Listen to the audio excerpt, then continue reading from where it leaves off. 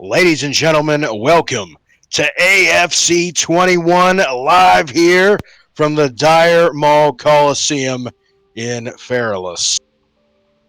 Tonight, the Warsong Championship will be defended by Shanush against Emillea, a rematch from AFC 20 on the Guild's 10-year anniversary, and a trilogy fight in their overall career series, with both of them tied up.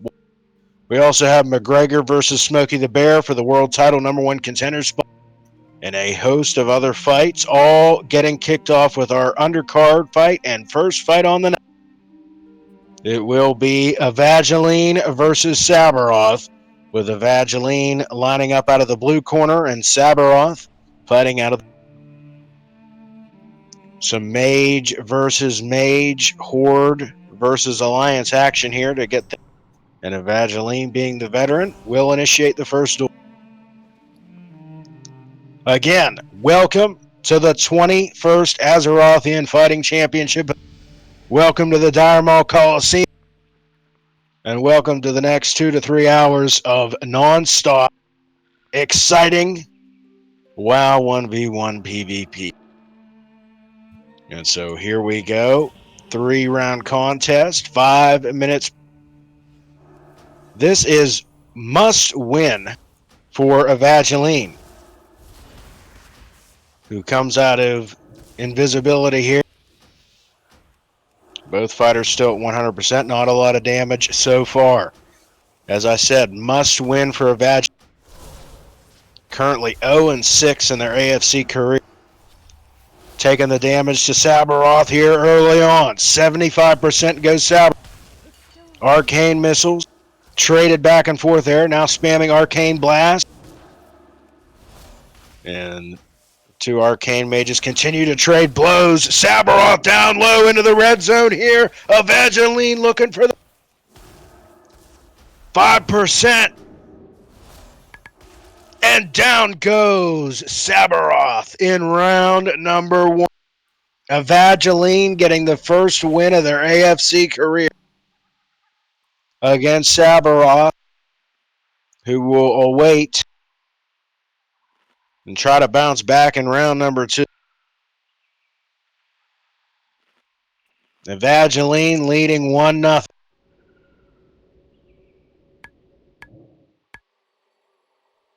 SABBAROTH going to have to go back to the drawing board.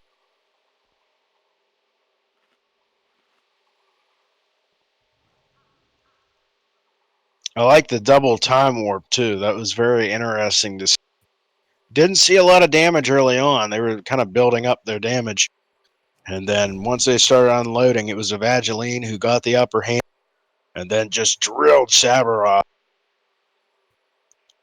Just about 30 seconds in, 40 seconds in. So the minute-long rest period is EVAGELINE initiating round number 2. And here we go.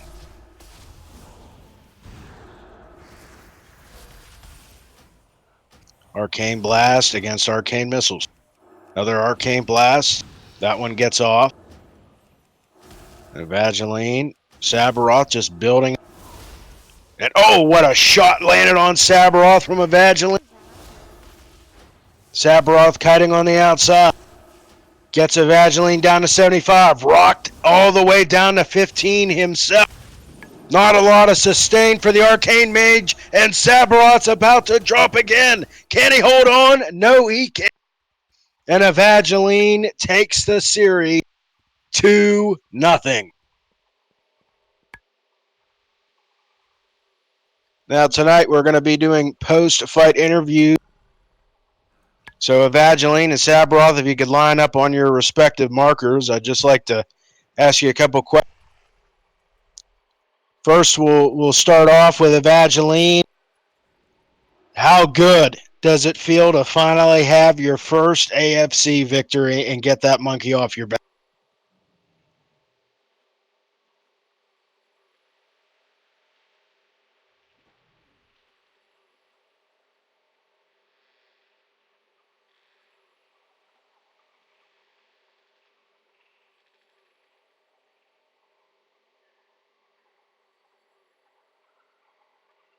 Now that, of course, you saw the time warp early on there, and you were building up. Was there any point where you felt threatened, or were you pretty calm throughout most of this one? Was there any point where you were like, oh man, I could really get knocked out here, or was the pressure not something that factored in at all in this round?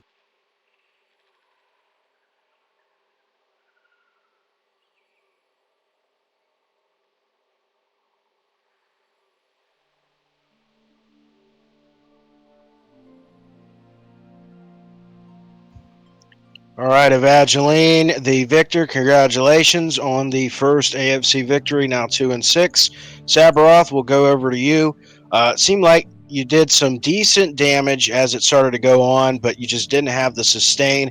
Overall, though, how'd you like your first AFC fight, and will we see more from your rogue in the future? Yeah, definitely. I don't think really mage is for me, honestly. I decided to give it a shot anyway because my rogue's not 120 yet, but good fight. You did way better though, but good duel. Well, SABBAROTH, that was a hell of an effort from you. As I said, really just the sustain. You didn't get the pressure in, but you just didn't have the stand. I think if you had more time and more self-heals, probably would have. So, great fight, gentlemen.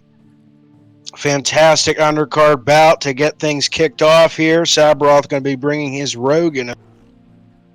And EVAGELINE improving to 2-6. So that'll do it for the undercard. We move on here to the main.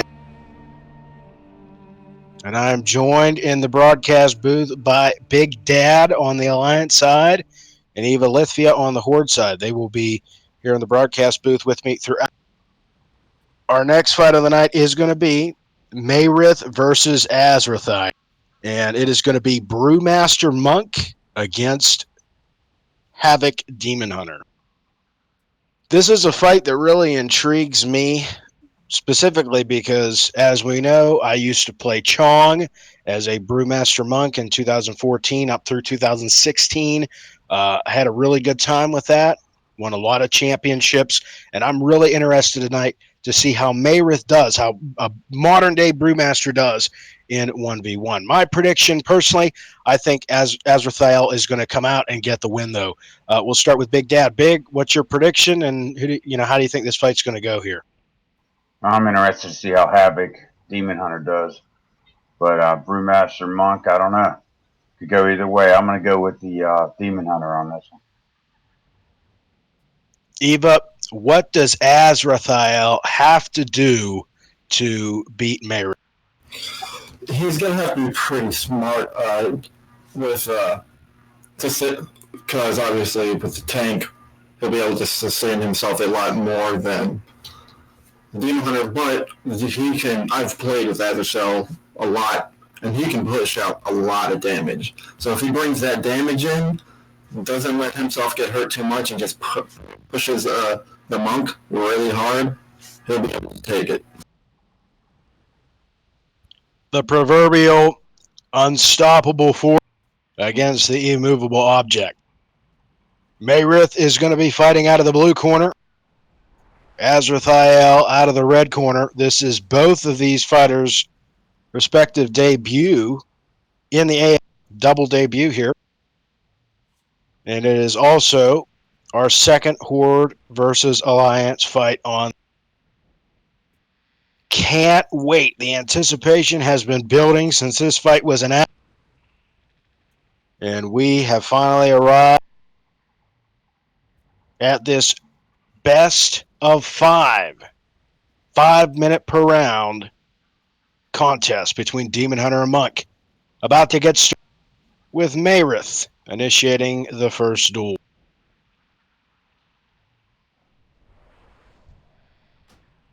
So here we go. Round number 1.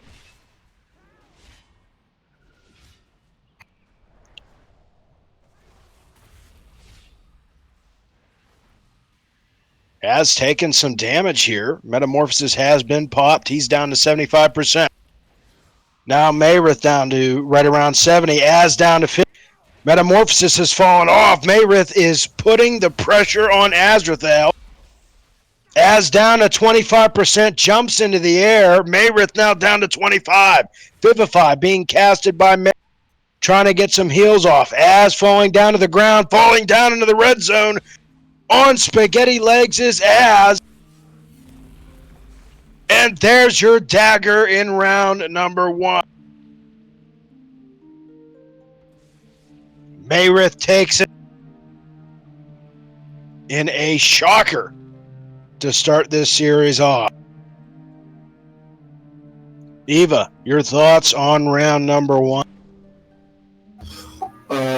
More definitely did the sustain of the monk that definitely showed right there. As I don't have his numbers or anything since he's on the Horde side, so I can't see what he was doing exactly, but he definitely had that sustain up there. It's just as I think if he plays a little bit smarter, gets away from the monk's damage, they're both very extremely mobile classes. It's just going to be a really big knowing when the damage is going to come and when you need to avoid it and when you need to throw on the pain. And Maeryth did so much damage in that first round, we really didn't even get to see Az crank up the pressure. He was on the defensive almost immediately. So we'll see how things change here in round number 2.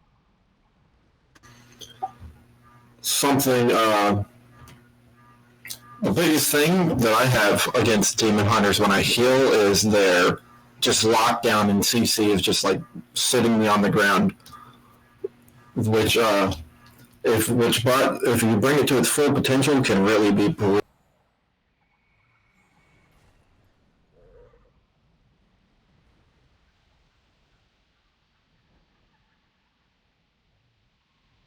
Ten seconds remaining in the rest period, and then May is going to get round 2 under. It'll be interesting to see how Az bounces back here in round 2. May coming out with the damage there. Az got the metamorphosis, jumped up in the air, and when he landed hard into the red zone, taking that damage from Maeryth and ultimately taking the knockout in round 1. And here we go. Rest period has ended. And Maeryth is going to initiate the next door.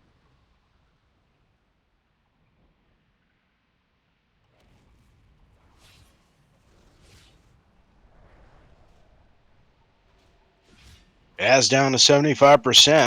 Maeryth doing that impressive damage. Az jumping away, getting metamorphosis off. Maeryth chasing. Exchanging blows here in the center of the ring. Az slightly trailing in health. Now both fighters right around neck at 50%. Now down to 40. Back and forth they go. Az jumping up in the air here. Maeryth going to get some heals up. This is where May really took the advantage last time. Az doing a much better job getting May lower this time around. Wow, there's a second metamorphosis. Can May hang on? I-beam coming in.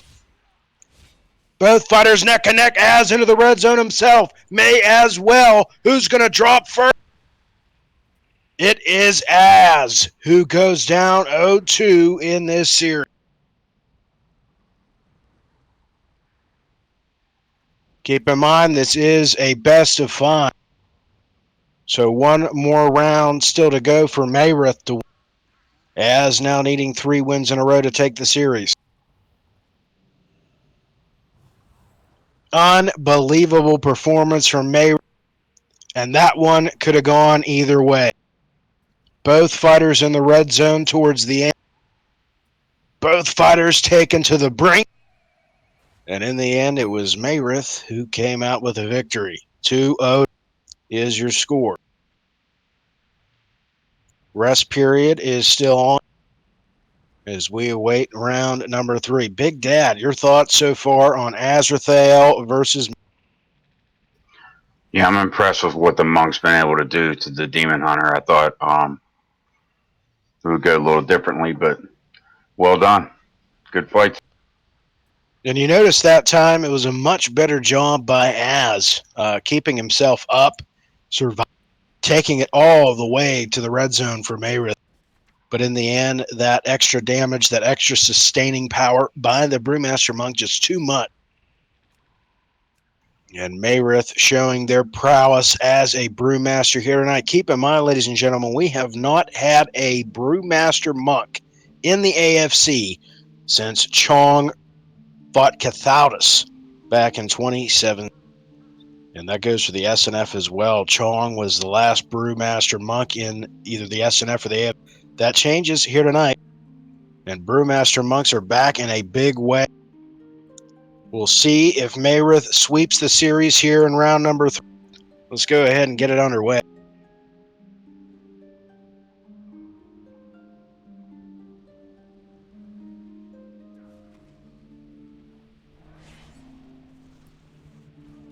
Incredible series so far. Got to think round 3 is going to be just as entertaining to watch. As Az drops down to 75%, May right around 80%. Both fighters neck and neck again here. Az takes the advantage for the first time in this fight, and then immediately Maeryth brings him back down. Az down to 50. Maeryth down to right around 60. Az down to 25. Here comes the pain from Azrathael, but Maeryth does a great job yet again soaking that damage and getting Az down into the red zone. Azrathael on spaghetti legs here, but so is Maeryth, who's going to land the knockout. It is Maeryth who sweeps the series, stuns Azrathael, and shocks the roster with a massive upset win in their AFC debut. What a win for Maeryth. What an effort from Az. And what a fight for the AFC fan. We'll start with Az here. Az, you were worried about this fight. You knew Maeryth was no joke, no pushover. This was obviously a battle of the wills. How disappointed or satisfied are you in your performance here tonight? I haven't played since Wrath, so I mean, May is obviously a great monk, but I'm really satisfied with how far I have actually gotten since Wrath. I did panic quite a bit there, I know that much, but overall it was a real fun fight. What's next for Azrathael? Can we expect you back in the AFC for the November? Yeah, I'm going to be trying to hit up some more 1v1s, figure out how to play Demon Hunter properly, and should see me next. Well, congratulations on a entertaining fight. So far, the fight of the night. Well done on that front, and let's jump over to the winner, May. Maeryth, your AFC debut. You were in attendance for AFC. You came in here tonight and shocked the world. There were a lot of people that were thinking it could go either way. Some people thought Az was going to get it, just from his gear advantage, if nothing else. What are your thoughts here with a 3-0 victory over a Demon Hunter with the skill of Azrath? Well, I wasn't really expecting it. I don't know if anybody else noticed, but from that first duel, I actually got an achievement for winning my first one on this character. This is my first Brewmaster. Maeryth, we saw in the second and third rounds, you were really rocked. What did you notice? What was the biggest change that you noticed in the second and third round from it? For the second round, I didn't have my Fortifying Brew on cooldown, so he was able to do a lot more damage. On the third and final round, I had it up again. He was playing much better, though, so he got me pretty close, even with that still up. Well, Maeryth, congratulations on the victory. You have put Brewmaster Monks back on the map, and we look forward to having you back in action next month as the AFC journeys to the Nighthold in Suramar. Great. And we have some great fights still to come here. As AFC 21 continues on. Next up, Nihor versus Kiskapolyus. There's going to be another Horde versus Alliance matchup. Taran versus Paladin versus Rogue. Kiskapolyus making their AFC debut. Nihor looking to get back on track after a loss to Rehab. And this is going to be an interesting one for sure. Damage versus damage. going to be another best of 5 contest, 5 minutes per round. Although I do not think we're going to see it go the distance in any of those 5 rounds. But Big Dad, what's your prediction here? You got Assassination Rogue, you got Retribution Paladin. Personally, I have to go with Nihor here. I think the bubbles, if he manages it right, this is going to be a fight that's determined in the first 30 seconds, the first 40 seconds. It's how Nihor reacts and recovers from that initial damage that is going to either win him or lose in this fight. So I have to go with Nihor here based on the fact that I think he's going to do well with that. Big, what's your prediction? Yeah, I have to go with the Paladin, but the Rogue's could, if he's on his game, it could go either way, but I have to go with the Paladin on this one. And we have not seen a rogue fighter in the AFC since Multisat, who is still on hiatus, and he has promised that he will be returning at some point in the future. For the time being, it is Kiskapolyus, the lone representative of the Rogues, against Nihor, a up-and-coming Horde Paladin who will initiate the first duel and look to get his first win in this best-of-5 matchup.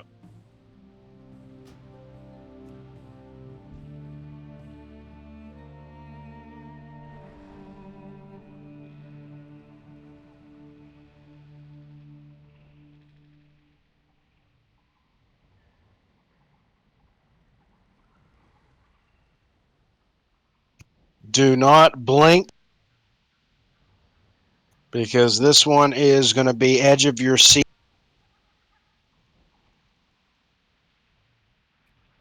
Action from start to finish. And there could be a knockout scored at any second.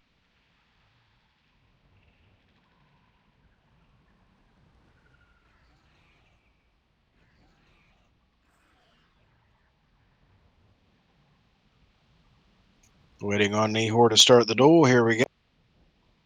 Round number 1 underway. Kiska going into stealth to start things off. And here comes that ground and pound from Kiska out of the shadow. Nihor battling back. Both fighters right around neck and neck. Some big damage from Kiska. Nihor down to 25%. Shield of Vengeance is up. Wake of Ashes swings, and Nihor heals all the way back up to 100%.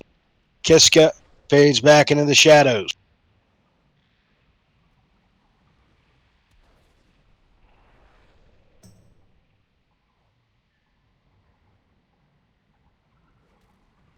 Divine Shield has not been used.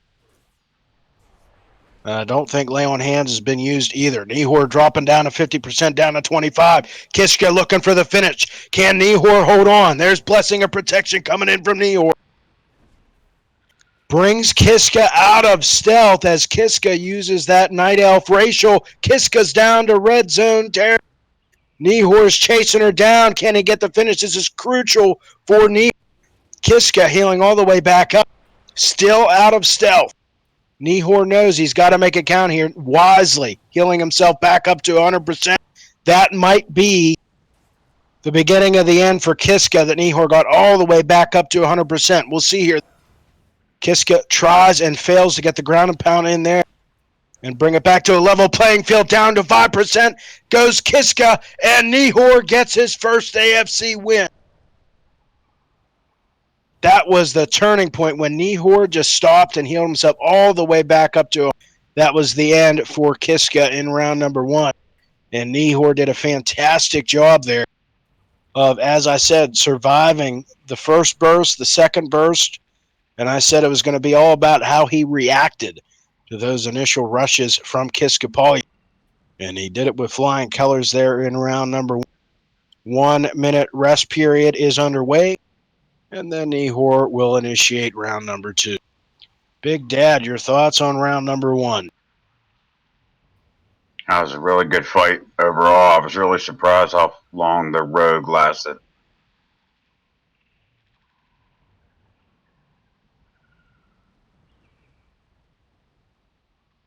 By the way, it's not letting me initiate duel, so he's going to have to do it.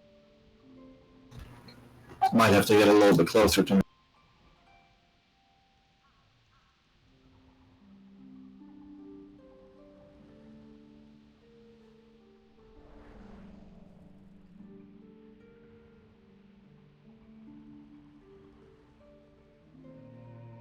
One minute rest period is up. And Kiska will be initiating the next duel if Nihor cannot. Either way, Nihor leads in the series. And Kiska is going to look to tie it up 1-1 in round number 2. Sap there. Nihor going to trinket out of it. Lunging from the shadows is Kiskapolyus. And there's the shield of vengeance from Nihor. Kiska going to fade away back into the shadows. Didn't get a lot of damage there in on Nihor. You see Nihor sitting around 75%. He's going to get another heal off. And here comes Kiska for a second attempt. Has a small window here to get as much damage in as possible. Nihor's down to right around 50. Kiska down to 75. Kiska into stealth, back out of stealth. Both fighters neck and neck now. Nihor now on the receiving end of some punishment. He's into the red zone, almost dropped, and somehow he battles back. Wings pop from Nihor. Kiska down almost into the red zone. Crucial heals coming in from Nihor. Can he capitalize as he has Kiska running for their life and on the ropes? Kiska manages to get away and get in stealth. And Nihor manages to heal all the way back up to 100%. What an exchange there. Kiska almost had it.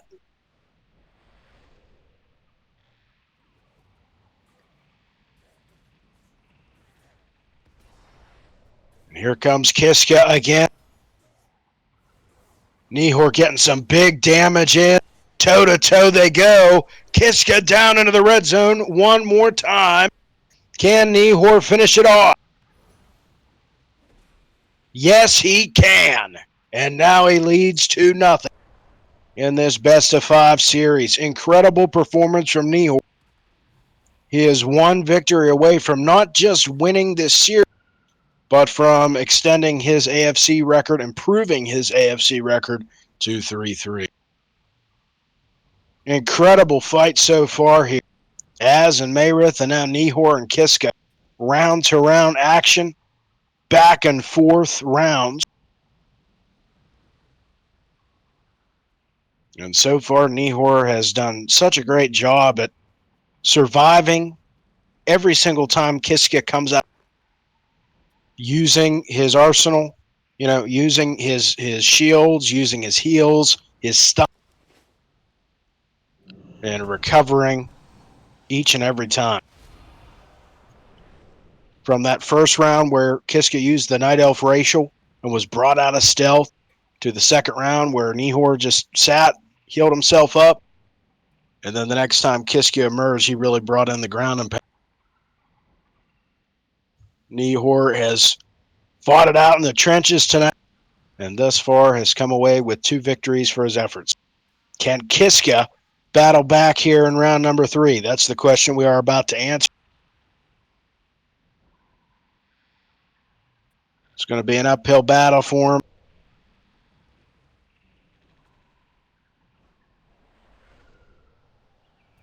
Needing 3 in a row. Got to start off with 1, though, and build from there. And here comes Kiskapolyus. Here comes the Shield of Vengeance. Stun there on Nihor as that Shield of Vengeance explodes into thin. And here comes Kiska yet again, getting the bleeds, getting that damp. Taking Nihor all the way down, but look at Kiskapolyus falling almost into the red. Escapes into the shadows one more time, and Nihor going to be allowed to get back up to right around 60. Kiska now has the advantage health-wise.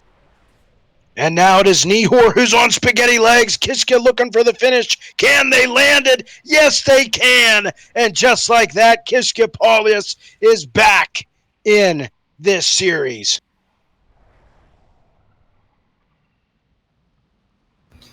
Had to burn through all those bubbles to kill him.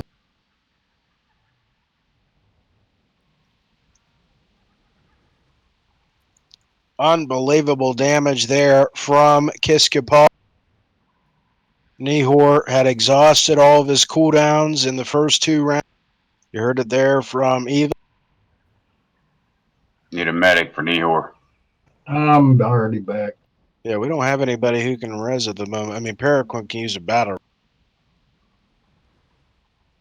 So I need a runic power for that.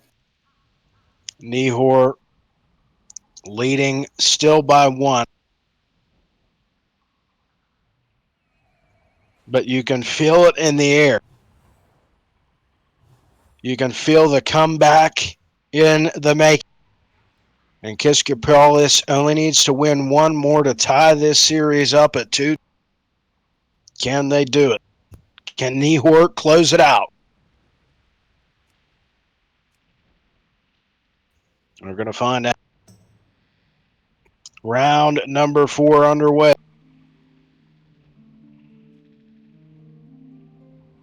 Nihor going to trinket out of that first sap. Kiska coming in with the ground and pound. Stun used by Nihor there. And the stun returned in full by Kiska. Wake of Ashes lands that time. The dot brings Kiska right back out of Nihor down to 25. And back up to 100% with lay on hand. Just like that, Nihor all the way back up to 100%. Went for a heal there, and it was interrupted yet again. And here comes Kiska. Back-to-back interrupt. There's the Shield of Vengeance. Kiska wisely getting away. There's the stun. Not going to be able to get away this time, it looks like. Kiska down into the red zone and on spaghetti leg. But she gets a stun off on Nihor, gets the blind, and manages to escape death. What a move by Kiskapolyus, staying alive not just in this round, but in this series. Nihor circling the arena, trying to bring Kiska out of stealth. And, you know, there's still plenty of time in this round. We're only a minute 30. Got to think Kiska's going to be waiting for that health to come back up, but of course they could just come out of stealth. It's just too big of a risk. Nihor only needs 1 more knockout. And here comes Kiska. They have waited for their health to go all the way back up to a... And aside from cooldowns, the fight has essentially been reset here, with both fighters near 100%. Nihor chasing down Kiskapolyus, who has already used their vanish. Now just trying to keep that distance. And Nihor wisely just staying back, not going to chase, just going to heal himself up, play it conservative. He's ahead in the series. And his cooldowns are going to be coming up too. Divine Storm there. Kiska lunging for another Shield of Vengeance used by Nihor. Nihor brings Kiska right out of stealth. But a stun from Kiska is going to buy some time. There's the stun. There's the Shield of Vengeance. There's the red zone. And is that your knockout? No, it is not. Again, Kiska escapes the knockout and stays alive in this one. Unbelievable resilience by the debuting Assassination Rogue. Incredible game of cat and mouse being played between Nihor and Kiskapolyus. 2 minutes remaining here.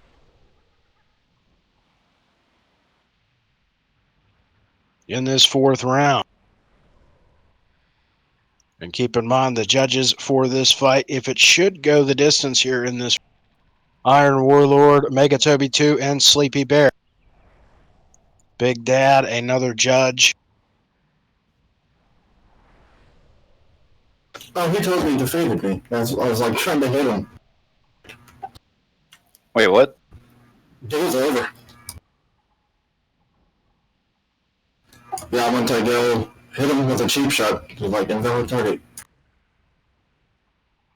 Oh, we finished you. So what happened? I guess he finished me or something. Was it a dot? What happened was he must have finished him right as he was pressing stealth. So it looked like it transitioned right into him going into stealth. So there you have it. The win by Nihor. Stealth could not save Kiskapolyus. Unbelievable finish there. We didn't even notice. It looked like Kiskapolyus got away, but no. Nihor did, in fact, get the knock and denied Kiskapolyus the escape. His record now 3-4 in the AFC. Nihor, you came in tonight, got your first AFC win, rebounded in a massive way after the rehab fight. How excited are you to get your first win? I'm ecstatic. I really didn't expect to win this. Well, I think most people were thinking it could have gone either way. We know your talents as Retribution. We also know Kiska's as, but you were able to come in, get the win, and improve your record to 3-4. As I mentioned, congratulations on that. And Kiska? Pretty much went exactly as I'd expected. Lower item level, so he's got that on me, as well as a Paladin, so you've got 2 bubbles to burn through, which he used.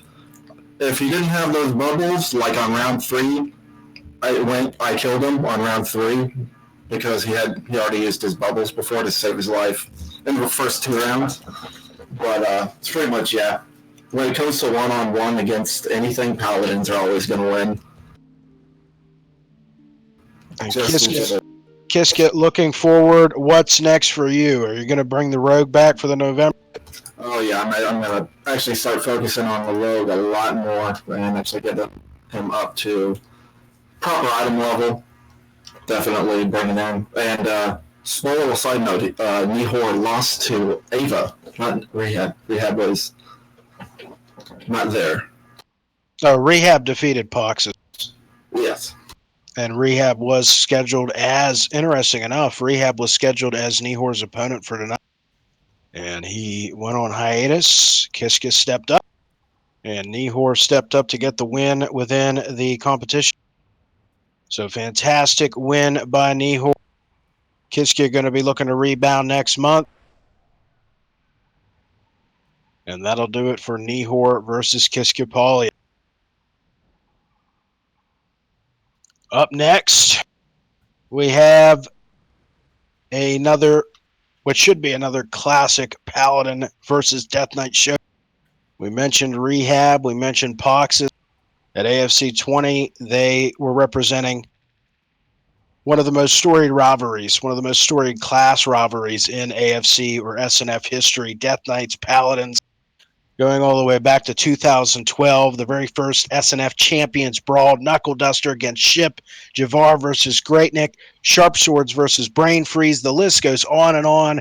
And tonight, that tradition will be continued in the AFC with what could be another legendary rivalry that is born between Evalithvia, who's coming off a win against Nihor, and Peraquinn, who's making their AFC debut. This was a fight that was scheduled for AFC and had to be postponed, so we will finally get to see it tonight.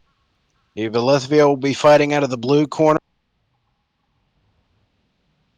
and Peraquinn the red corner. 2 old friends here. WoW veterans. They have played since Classic, since Burning Crusade, and all the way up through. A lot of experience between these two. They've played together. Tonight they will play against each other.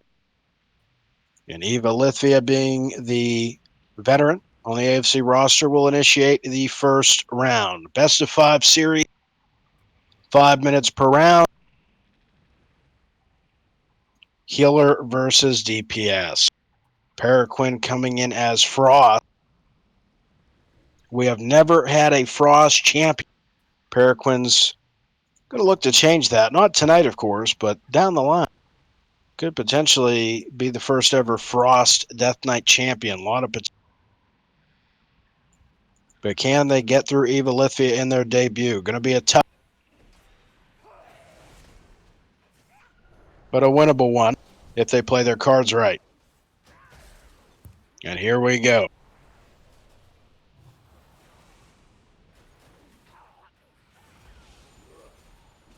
Evalithvia down to 75%. Going to land that flash of light and heal all the way back up to him. Wings have been popped by both fighters neck and neck.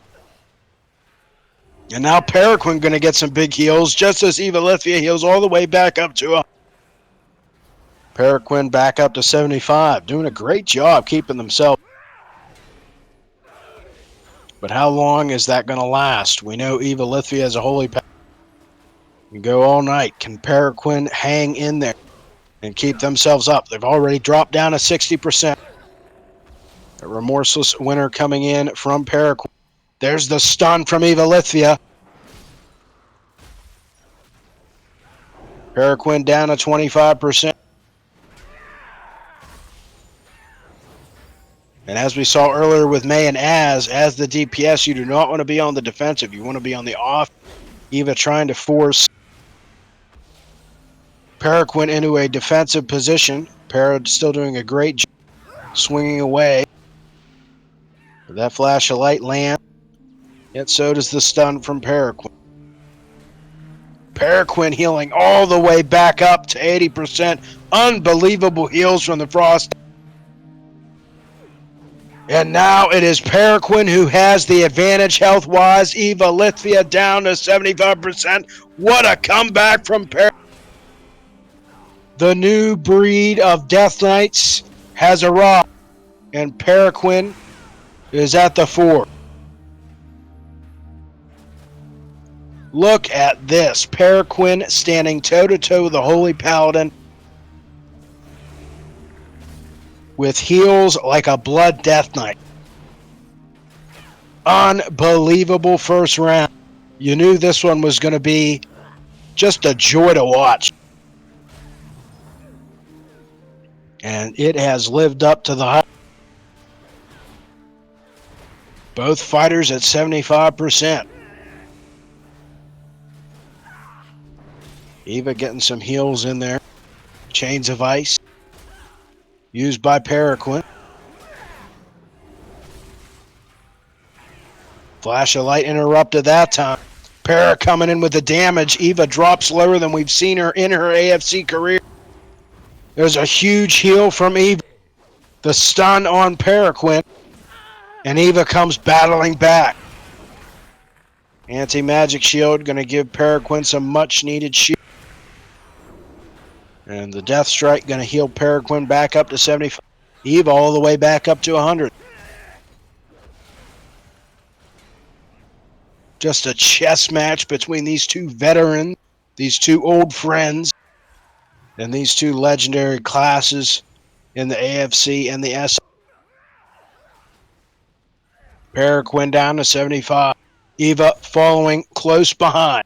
Holy Light lands there. Look at the healing power of Evalithvia. Unbelievable. Sustaining power from the Holy Paladin. Breath of Syndragosa. Remorseless Winner. Death Strike, all have been crucial abilities used by Peraquinn. And there's an interrupt on the flash. Peraquinn just relentless there. Trinkets out of that stun. Continues the assault.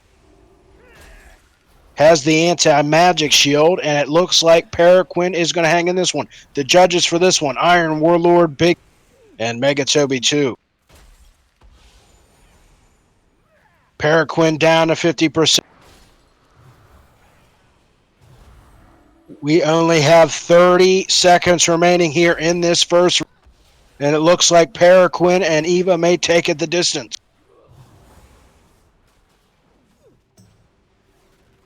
I thought for sure Eva was going to be able to come in here and get the knockout.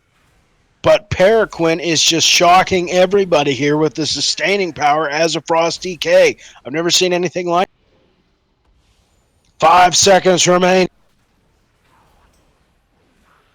And it will go the distance. All right, so how the judges' scoring works, gentlemen, please stop and tap. One of you is going to have to type /forfeit.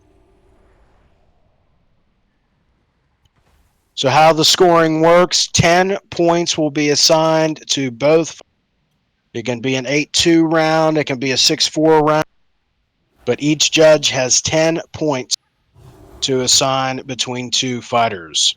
Again, the judges, SGM Stu, Big Dad, Megatobi 2, and myself, Iron Warlord. Big Dad, Megatobi 2, please message me through BattleNet your scores for round number 1.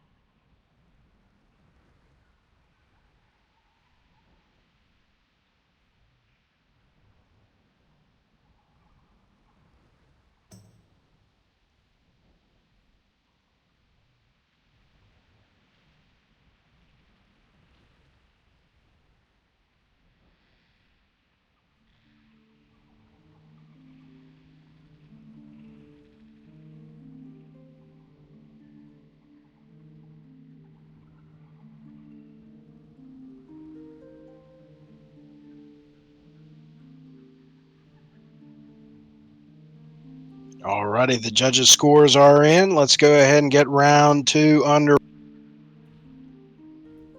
Peraquinn is going to be initiating round number 2.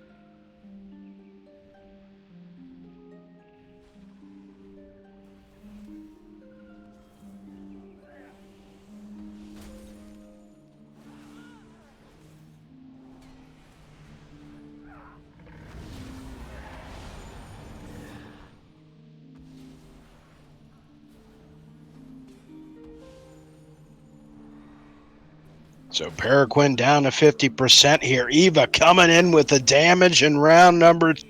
Hotly contested first round. And of course, if this goes the distance for the majority of the rounds or all of the rounds, then we will reveal the judges and a winner will be announced unless a knockout ends it decisively. And just like that, Peraquinn battles back yet again. I have never seen heals like that from a Frost DK. Calling fights since 2012, I have never seen anything like Peraquinn standing toe-to-toe with a Holy Paladin, a Shanush no less.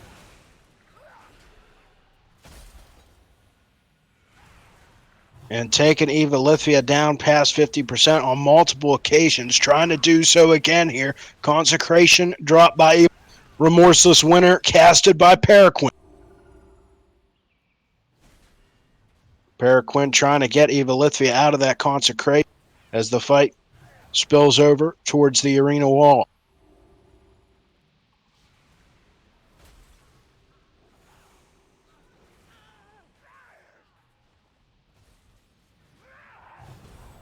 And back and forth they go here. Huge stun from Evalithvia. And down goes another consecration. Evalithvia lands another flash. And Peraquinn really at this point just trying to pick his spots and look for an opening. Has to time out his damage perfectly if he wants to get a knockout on Eva. Blessing of protection from Evalithvia, who drops down to 50%, but is going to be able to get some heals off here. Death gripped in by Peraquinn. Interrupted that heal. Eva's now down to 25 and battles back to 70, all the way back up to 100. There's the stun on Peraquinn. Trinkets out of the stun. Peraquinn's back on the attack. Wings have been popped by Evalithvia, and here we go again. Tit for tat here at the heart of Feralyst and inside the Dire Maul Coliseum. Evalithvia now pressing the advantage against Peraquinn. Blessing of Freedom, you get some heals off, and Evalithvia's back in good shape as Peraquinn drops to 25%. There's a stun on Pera's almost into the red zone. Into the red zone goes Peraquinn. Evalithvia looking for the finish. Can Peraquinn hold? Evalithvia all the way back up to 75. Peraquinn is still dangerously low. Looking to use those death strikes. Gets an interrupt on that heal. Huge heals from Evalithvia to keep that advantage on Peraquinn as they look for the first knockout of this series.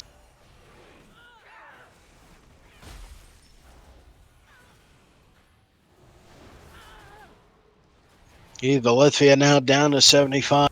Peraquinn battling back yet again to 75 himself. 60 seconds remaining in round number 2.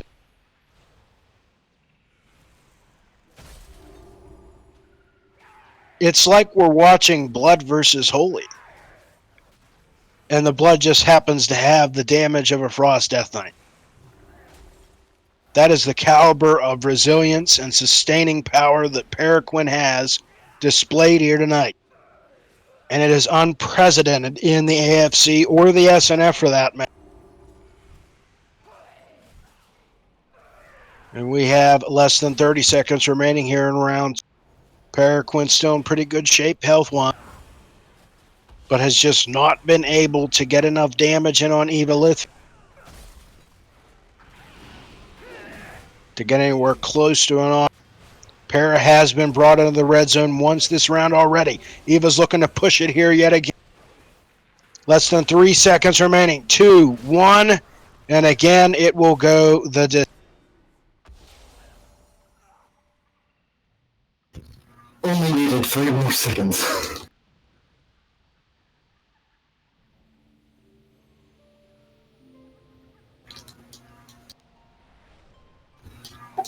I'm dying. I'm notorious for killing my victims in duels. I killed Nihor every single time when we fought. And I killed him again on my road. But I beat him.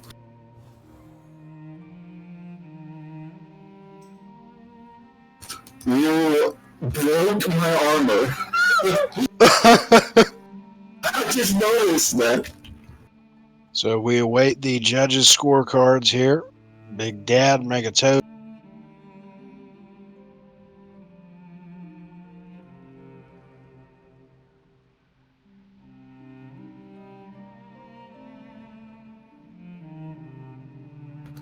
Yeah, I heard 10. 30. Go ahead. 10 points to assign to both fighters.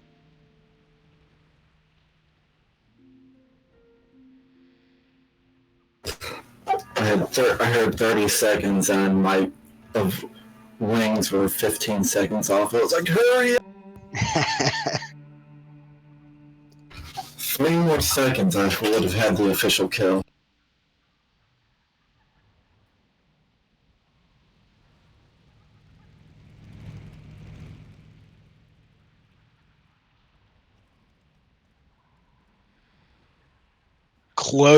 Close rounds here, ladies and gentlemen. This is a war, and it is a master class from both fighters, but I am especially blown away by Peraquinn as Frost. Hanging in there, the incredible self-heal mixed with that damage. Peraquinn is going to be a tough customer heading forward. And, you know, you saw what Evalithvia did to Nihor. And you see the damage tonight being absorbed for the most part and healed through by Peraquinn with that death strike.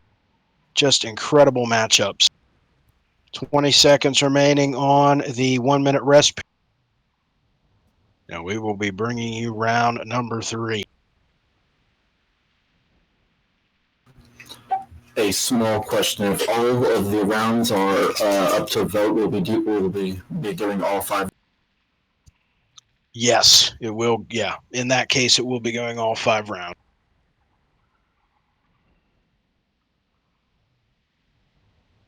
And then at the end of the 5 rounds, we will announce a winner.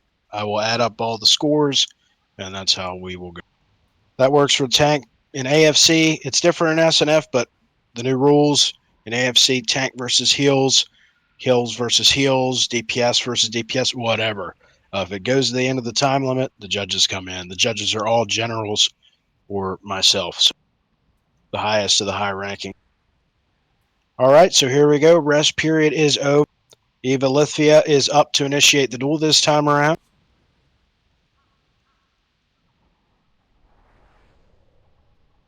And we'll see if Evalithvia is able to get the knockout, if Peraquinn's able to hang on.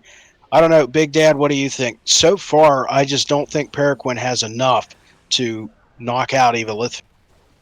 Has enough to stay in the fight, has enough to pressure Evalithvia, but I don't think they have enough to straight up get the knockout. Yeah, it would take a massive mistake on Evalithvia's part for the knock. And you could argue the same for Peraquinn as well. I mean, it would take a massive mistake from Peraquinn for Evalithvia to get the... And these two players are players that don't often make mistakes. That is why you see both of them back up to 75%, back at neck and neck. And they continue to trade blows, trade stuns, utilize their cooldowns. You look at the positioning there, Peraquinn fighting outside of that consecration. Death gripping Eva out. And Eva going to drop it yet again in a new position right on top of that death grip area. Unbelievable. Chains of ice there on Evalithvia. Flash of light going to land. Peraquinn going to interrupt the second one. Evalithvia brought down to 25%, back up to 6. Going to get some shield there. And is able to get those 2 heals off uninterrupted. Peraquinn. Going to create some distance. Death grip Evalithvia in. As soon as Evalithvia lands, you notice that consecration is dry. And here comes some damage from Evalithvia.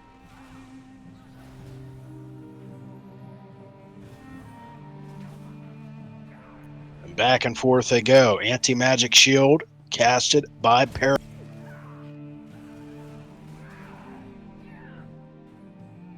Flash of light interrupted almost immediately by Peraquinn. And just as we say that, Big, Peraquinn's looking to prove us wrong.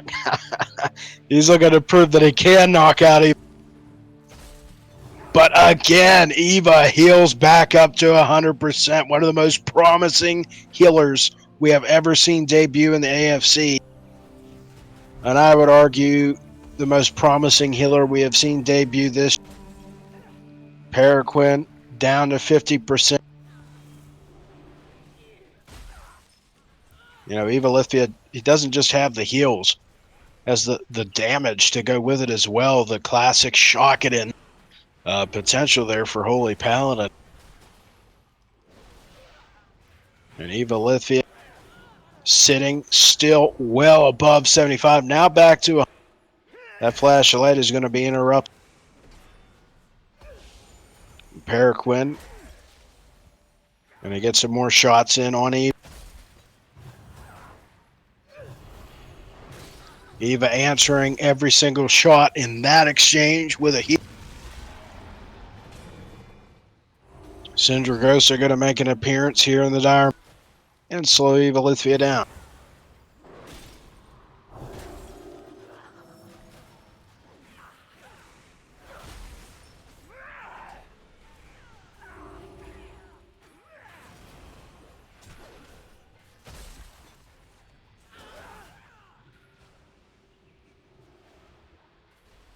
You know, we knew this was going to be back and forth. I think most people thought Evalithvia was the favorite, but I don't think anybody expected it to be like this. I mean, this feels like a tank versus healer fight, as I mentioned earlier. I don't think anybody predicted this was going to go the distance on what is looking to be 3 consecutive rounds, as we have just 45 seconds remaining here in the third. Unless Evalithvia can turn on the pressure now and get a knockout, or Peraquinn can do the same. And we will see the third decision on the night between these two.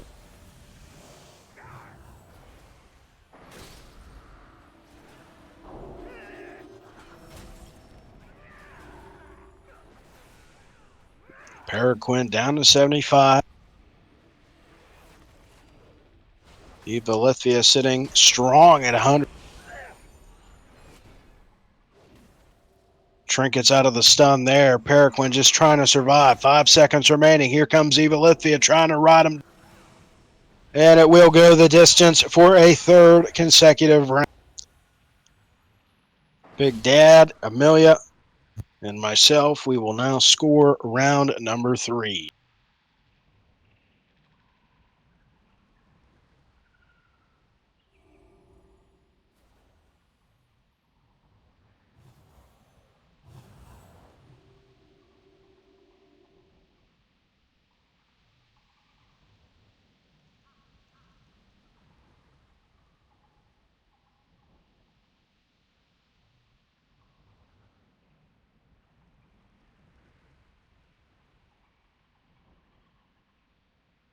All right, we are ready for round 4. And you have to appreciate, this is a technical matchup. I don't think we're going to see a knockout. We may see it in this round or the next one. It's always a possibility, but I don't think we're going to see a knockout. This is a technical war. It is not a DPS versus DPS slugfest where they're going to come in and score a knockout within 30 seconds. As we have seen in the last 3 rounds, this has been, as I mentioned earlier, a chess match, really. And Peraquinn is going to initiate round number 4 here as we continue this chess match, this technical war of a... I have to say, in the past, every single Paladin versus Death Knight matchup, for the most part, the classic Death Knight versus Paladin rivalries, they've always been blood versus retro. And I mentioned that the new era for Death Knights has arrived. I think the new era for Paladins has arrived as well in Evalithvia. And you're seeing a new face with that era in Holy versus Frost. A fresh coat of paint on an old rivalry between 2 very accomplished classes within WOAR Esports Entertainment. A new chapter, if you will, has been and continues to be written as we go on here in round number 4. But interesting to note that about the Blood DKs and the Ret Paladin. Here we see an equally entertaining fight between Frost and Holy.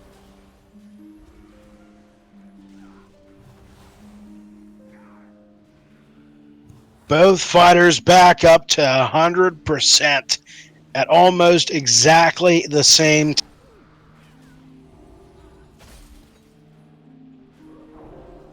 Just incredible timing. The interrupts have been on point. The stuns have been well delivered. The damage has been equally dealt out. And Evalithvia goes down to 75%. Hangs in there against that damage from Peraquinn.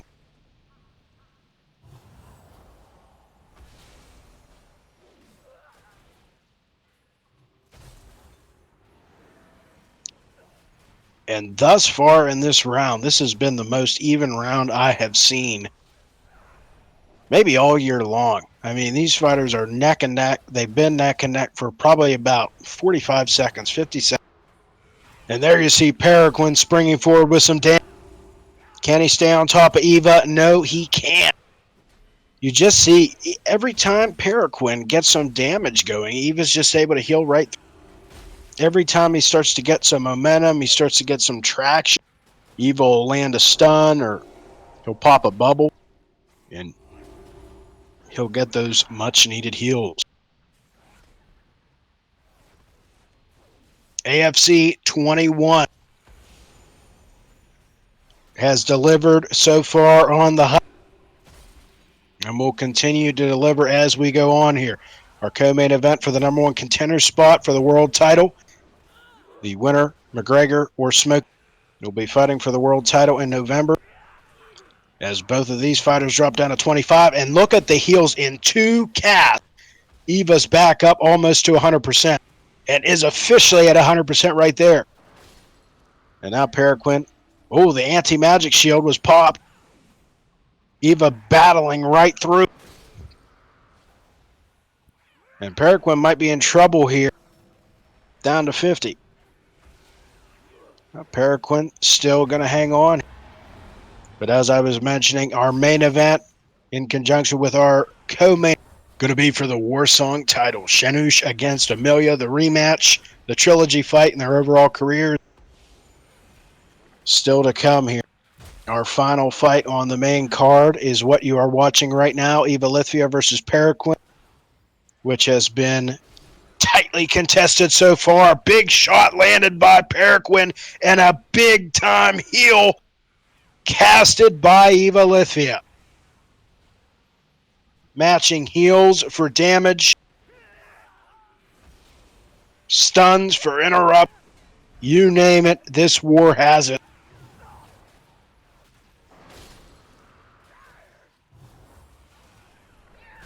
And again, both fighters back up above 75. And I think the experience plays a huge factor, and also the familiarity that these fighters have with each other. I mentioned, they play together. And playing together, they know each other's play styles. They know their cooldowns. They know what to expect. And that's all factored in to what we're seeing here. These are 2 well-versed, well-practiced gladiators, and they are just 15 seconds away here from the end of the 4th round. Peraquinn dropped low on that. Evalithvia is looking for the finish. 5 seconds remaining. Can Peraquinn hang in? Yes, he can. And it'll go the distance one more time with 1 round remaining.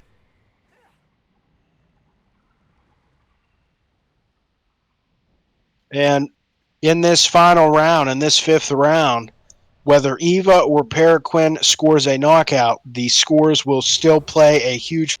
They will be added up, and the fighter with the most rounds won in conjunction with that knockout will win the fight, will win the series.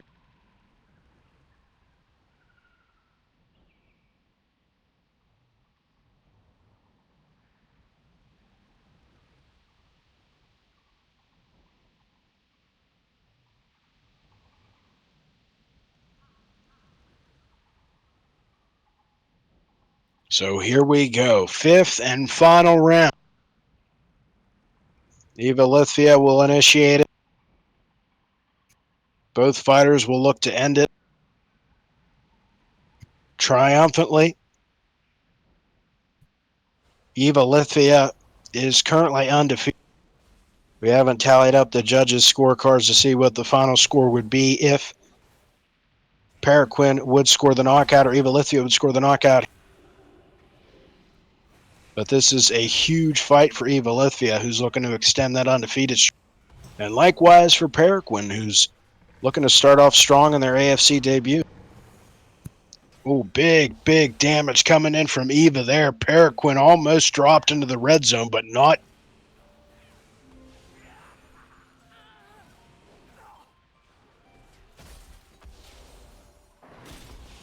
And again, Peraquinn taking the fight outside of that consecration.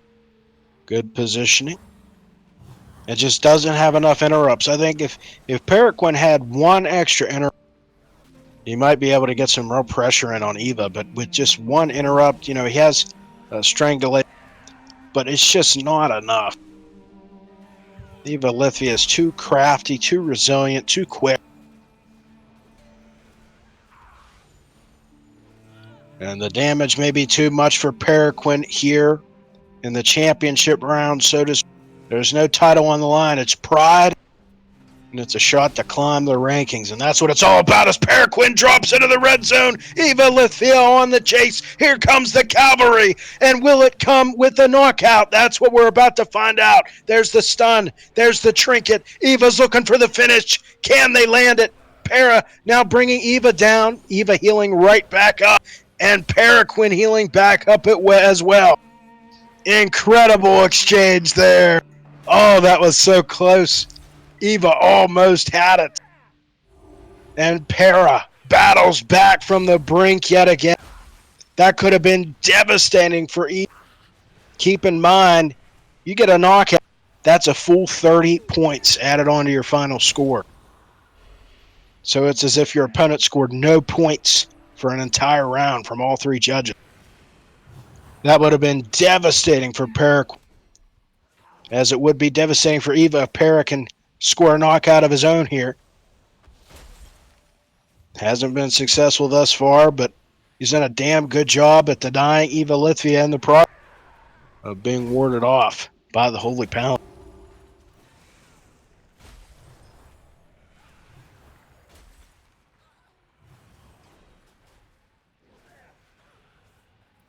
Big Dad, one of our most senior healers, what have you been most impressed with here tonight from Evalithvia's perspective? The Holy Paladin, the new healer on the... What's impressed you the most? Just good damage, survival, and then applying pressure. I would add positioning, and here comes that damage you were talking about, Big. Plenty of time remaining here. Peraquinn is on the run. Evalithvia in hot pursuit. Can they finish it here? Peraquinn down to 10%, back up to 25. Out of the red zone goes Peraquinn. There's the judgment. Peraquinn back into the red zone. Back on spaghetti legs. Eva's looking for the finish. Can they end it here? Peraquinn barely hanging on, teetering. And down goes Peraquinn in round number 5. What a knockout by Evalithvia to finish. A cherry on top to cap off what I think is a classic best of 5 in the annals of Death Knight versus Paladin history. What a knockout by Evalithvia. Peraquinn just did not have enough in the tank to survive that final push, that final charge. And Evalithvia comes in solid in the clutch to score that round 5 knockout. So here we go. Judges' scores are going to be tallied.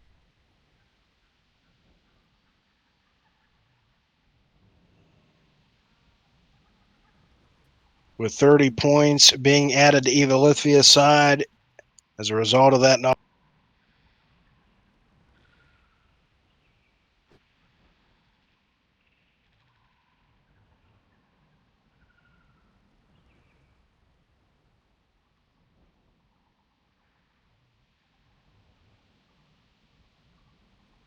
Big Dad, your thoughts on that best of 5? Then we'll go to Emillea as I tally up these. Great Frost Death Knight play. Probably the best I've seen.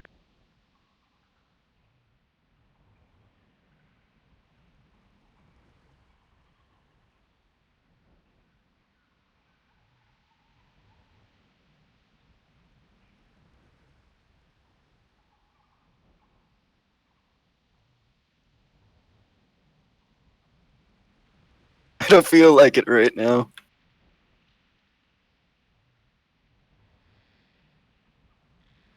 The scores have been tallied for Peraquinn with a score of 64 overall for the Death.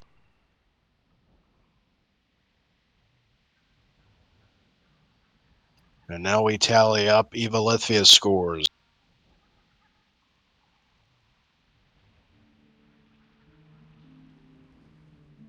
Let's jump over to the healer side of it. Big Toby, your thoughts on Evalithvia's performance tonight?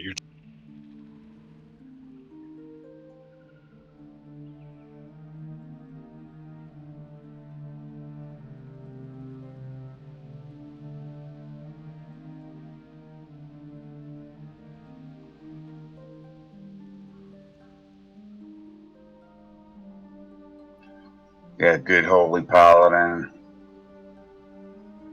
She could probably fight with the best.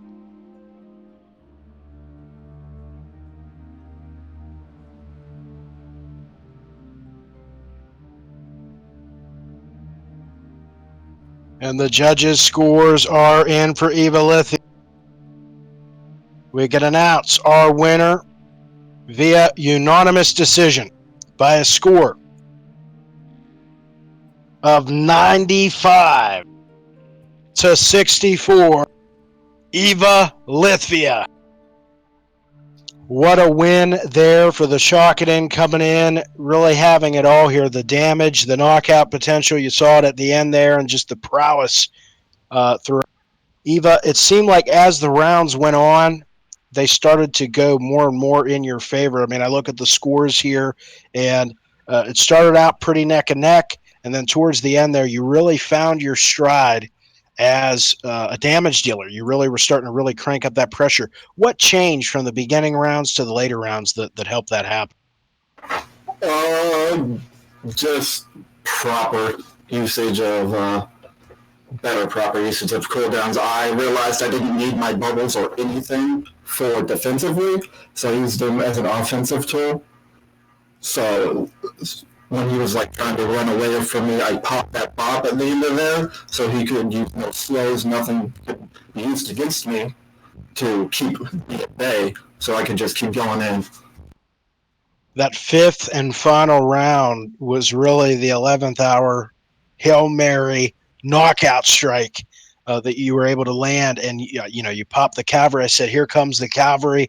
The first time, Per was able to weather the storm. The second time, you were able to land it. What changed between that first push where you almost had him and then the second one? What did you do that landed that knockout so successfully? What I really believe that got the knockout is I hit him super hard at the beginning and forced him to use a lot of his defensives. And so when I came in for round 2, he still had his anti-magic shield that he brought up, but he just didn't have it in him to defend through all the amount of damage that I could do on the second round. The cooldowns were forced there on that first exchange in the 5th round, and then the second round, we saw Peraquinn just did not have enough left in the tank, as I mentioned. Evalithvia, congratulations on the win. Big things to come for you here. Now 6-0 in your AFC career. Peraquinn, let's jump over to you here. You were coming in as the underdog. You had an uphill battle. A lot of just kudos for your performance here tonight as a Frosty K. Were you surprised yourself with how good you did at hanging in there and healing yourself? When I found that I would be fighting eventually Ava, who's a good friend of mine, I knew that I had to play a really different strategy to how I generally play my Death Knight. And as opposed to going offensive, I just tried to go straight defensive, and it seemed to work out quite well for me. But obviously, by the end of the fight, I just didn't have that throughput to get the knockout. And yeah, I have a little bit of tweaks I need to do for healer damage fights. But I feel like I've gained a lot of information from this fight, and I am a better player because of it. Well, in each loss, there is a lesson to be learned, and I've no doubt you'll learn from this and come back in a massive way. Can we expect Peraquinn to be back in action in the November card? It's up. Absolutely, Peraquinn will be there. Alrighty, well, congratulations to Evalithvia. Hard-fought fight from both sides. It was a war of attrition that in the end, Evalithvia won the day in. Storied, beginning to a rivalry there, and a series we will not soon. What an end to the main card, which takes us to our first co-main event, our only co-main event before the main event. McGregor, the notorious one, back in action, coming off a huge win against Glenn Moreau. Before that, his last fight was right here in the Dire Maul Coliseum against Iron. And Smokythebear coming off a bitter defeat to Javar. But he will enter this next fight as Restoration. And as Restoration, in his entire career, he has never been knocked out in the Sunday night fights, and he only has one knockout loss in the AFC to Path. Will McGregor become the second ever fighter to knock out Smokey the Bear's wrestler? Will Smokey the Bear get another shot at the world title by handing the Notorious One his first? That is what we are about to find out as this 5-round contest is about to get underway. And Smokey the Bear, the legend killer, the Ashenvale assassin, the former SNF season champion and 2-time world champion, prepares to make his way into the Coliseum.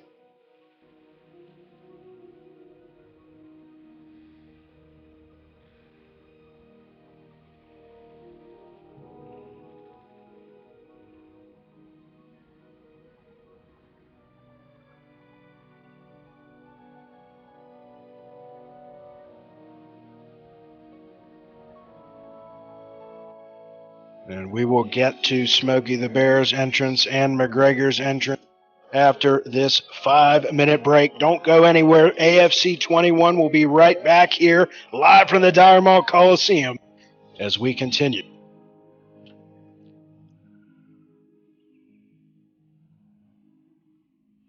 That was some crazy stuff, man.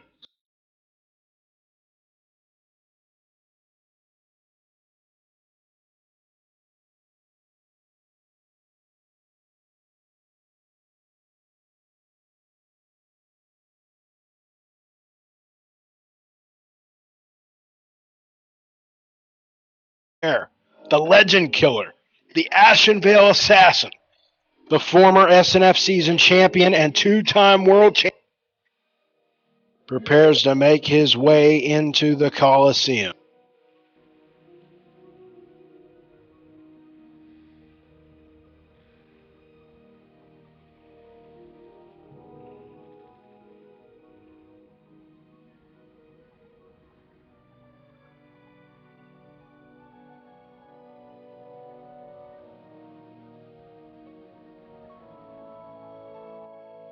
And we will get to Smokey the Bear's entrance and McGregor's entrance after this 5-minute break. Don't go anywhere. AFC 21 will be right back here, live from the Dire Maul Coliseum, as we continue.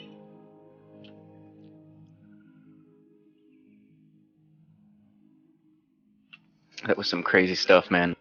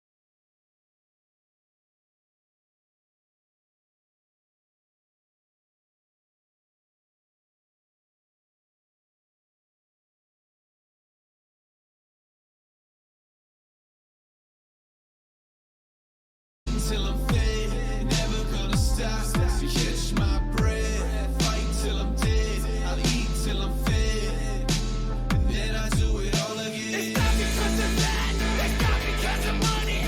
Works in my blood and I kill cause I'm hungry. I kill cause I'm hungry. I kill cause I'm hungry. I'm gonna carry this. I'm gonna carry this shit on my fucking back. I'm gonna.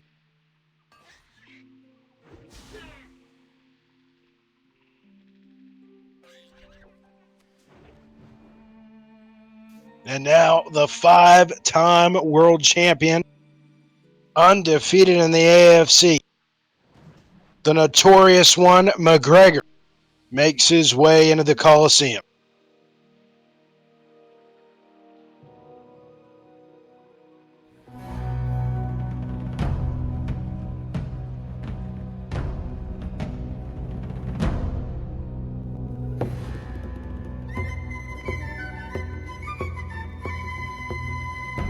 As down the glen, one Easter morn, to a city fair rode I. There armed lines of marching men in squadrons passed me by. No pipe did hum, no battle drum did sound its loud tattoo. But the Angelus bells o'er the leafy swells rang out in the foggy June.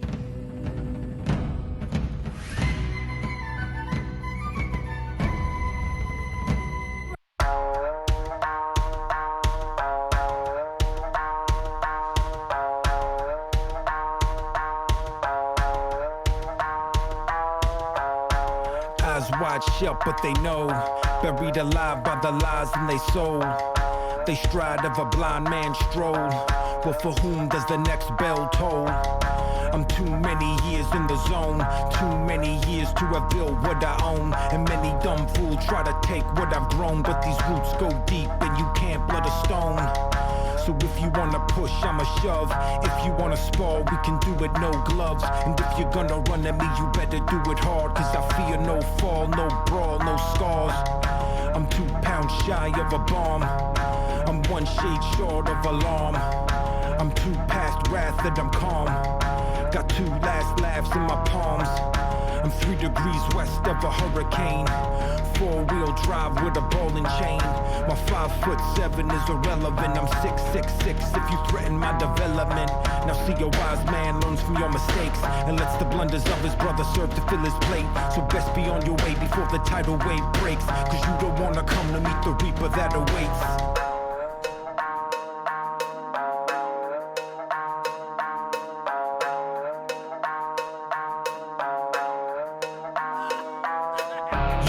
Say no more than a mom you can't afford. And you don't wanna let this turn in the lines of mine and yours. And you don't wanna pressure up, but back up and withdraw. Cause trust me when I tell you, you don't want that tooth and claw.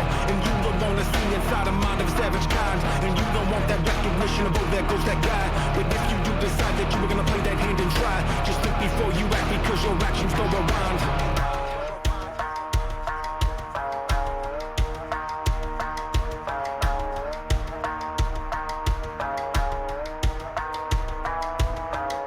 A man with a grudge in a case, a man with intent on his face. And if a man walks in a place, let it be known I won't hesitate. This a long time coming like a comet pass. Got them all fired up from the rocket blast. And if I fall on my sword, turn my bone to ash. Let it clog up the sand in that hourglass. We in the title fight, blow for a blow. And you can reap the benefit of what I have to sow. Cause I'm about that worth of which you don't appear to know. So you can take the scene while I take over the show. It's a long way down when your head is in the clouds. And all around the sirens play. Don't get in my way. Don't.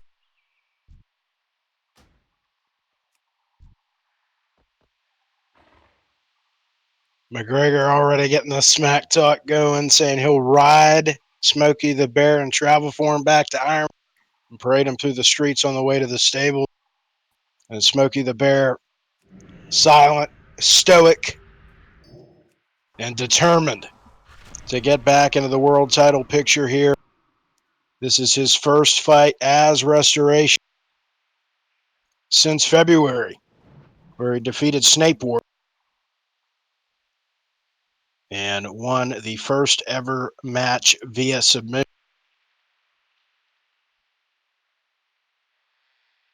So here we go. Best of 5 minutes per. Windwalker Monk versus Restoration Drew. Big Dad, Evalithvia, Emillea, take it away on commentary. As Smokey the Bear and McGregor prepare to battle it out in the center of Dire Maul Coliseum.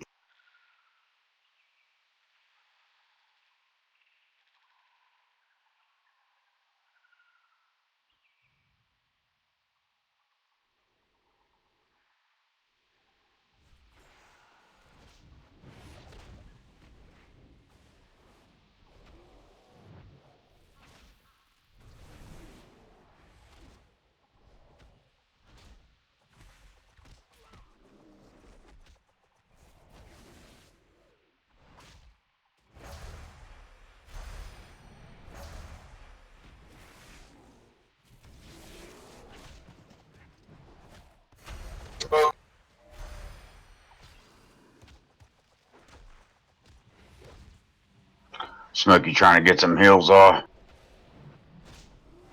Back to 100%. McGregor drop it down to 60%, now 50%.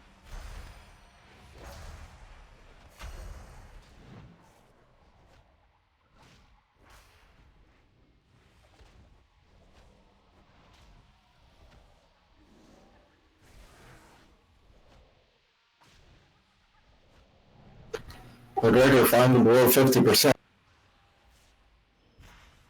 Dropping to 40, 30. He dropped quick. Pushing to 25.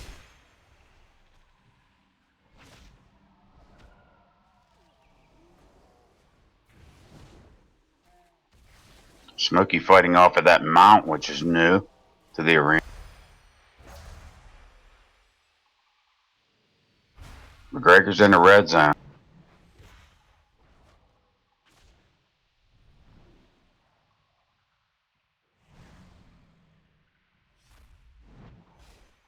McGregor pushing some Vivifies to get his health back up. He's back to 40, pushing 50% health. Smokey the Bear just being able to heal through all that, sitting at 100. He's dropped down to 60%. But McGregor's still low. He's around 38% right now. Dropping low, came back up to 52, getting some Vivifies off, 64%. But Smokey the Bear still at 79%. McGregor holding at 50%. Well, Smokey the Bear just hit all the way up to 100%, pushing the attrition of McGregor really hard. Back down to 40% for McGregor, pushing now down to 30. Can he get him into the red zone? Can he finish him? McGregor's doing very well, holding off, back to 46% health. Fist of Fury coming off of McGregor, pushing 60% on Smokey the Bear, down to 55%. Oh, but Smokey the Bear just got back up to 80% health. A lot of healing. It's really hard for DPS to fight certain classes, certain healing classes, unless one of the only ways to get a lot of healers down is with the proper usage of CCs. It's just, does McGregor have enough to interrupt and slow Smoky the Bears down? McGregor down to 40% health again, pushing Smoky the Bear, dropping to 70, back to 100% though. McGregor still holding at 40%, dropping to 30, healed back up, getting some Vivifies off. Can Smoky the Bear interrupt those Vivifies, keep his health down? No, he's back up to 60%, but down to 45, dropping slowly down to 40%, but back up to 50. Smoky the Bear this whole time has been sitting at 100. It is not a good thing for a DPS class being forced to play purely defensive. Down to 30%. Can Smoky the Bear do it? Oh, but he just came back up, getting some Vivifies off. I'm up to 60%. Got the interrupt.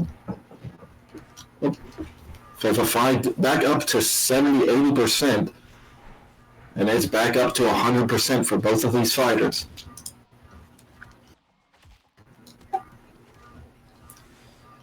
McGregor slowly losing the health. But they are at the same rate, both at 85%. And McGregor's starting to slowly creep down as Smoky the Bear is back at 100%, down to 70% health on McGregor. Smoky the Bear doing very well, just sitting in bear form and slowly grinding out McGregor's health. Less than 10 seconds remaining.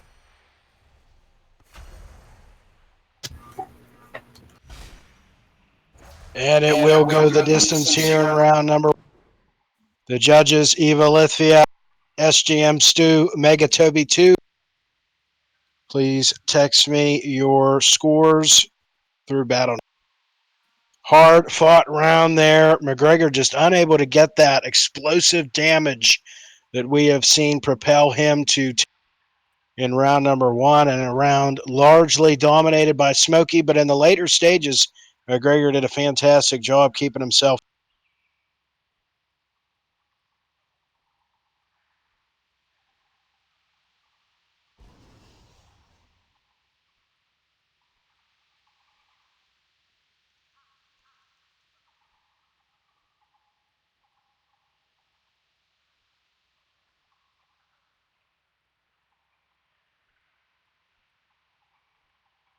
I think McGregor did a really good job at sustaining his health. He got really close a lot of times, but he was able to push through. And Smoky the Bear just was playing really defensively, and just with that not pushing enough damage to finish off. All right, the scores are in from the judge. And round 2 begins in 5, 4, 3, 2, 1.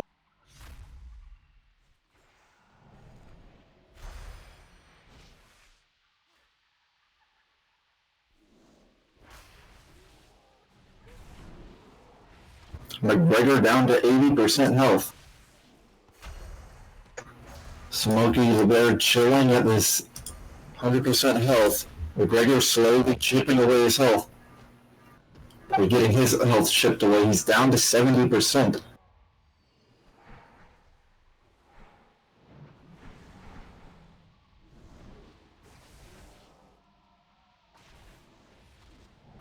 McGregor's doing a little bit better this match with how much health he still has, as he's riding on that 40-50% mark this early in the fight, but he's at 80% health now, but still Smoky the Bear has not gone down 95% health.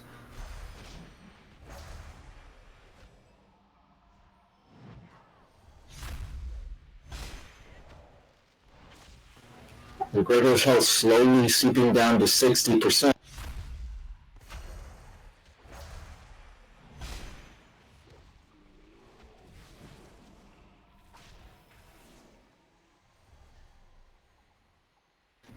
Popping off exercise, bringing some of his health back. Smoky the Bear finally taking some damage, down to 70%, but right back up to 100%. McGregor's down to 50% health. Can he push through and last like he did the last round, or will he finally fail this round and get knocked out? Down to 40% health, but Smoky the Bear is at 75%. McGregor down to 35%, but quickly back up to 45%. Getting those Vivifies off, healing himself back up to 50%. Okay. McGregor still at 50%, got up to 60%, but quickly dropped down. Smoky the Bear getting pushed down, but right back up to 100% health. McGregor taking heavy damage, 35% health. But quickly back up to 50 with pulling Vivifies up to 75% health. And all the way back up to, got interrupted, 80% health. But Smoky the Bear is very happy, just relaxing at his 100% health like he has been most of the fight, sitting in bear form. McGregor at 60% health.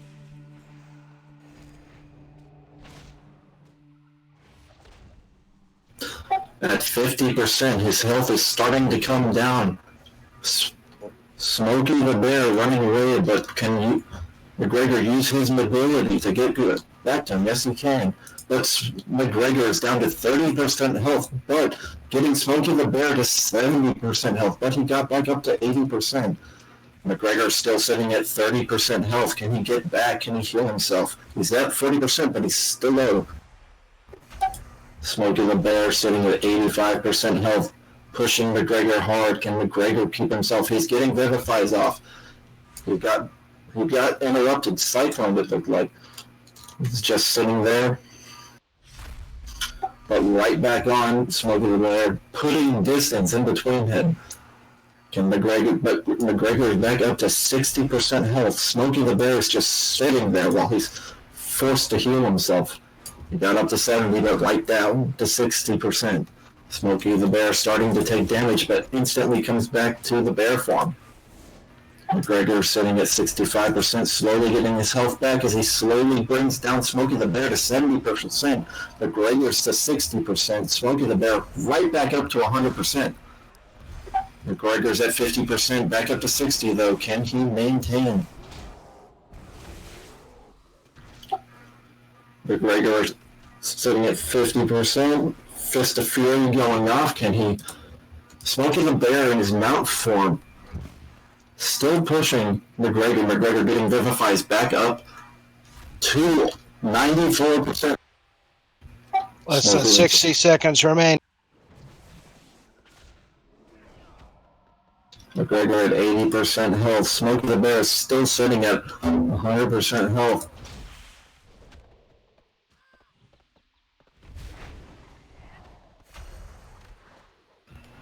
McGregor's health starting to fall. Can Smoky the Bear get him down? And that time is 50% health. It's dropping. Can he keep pushing?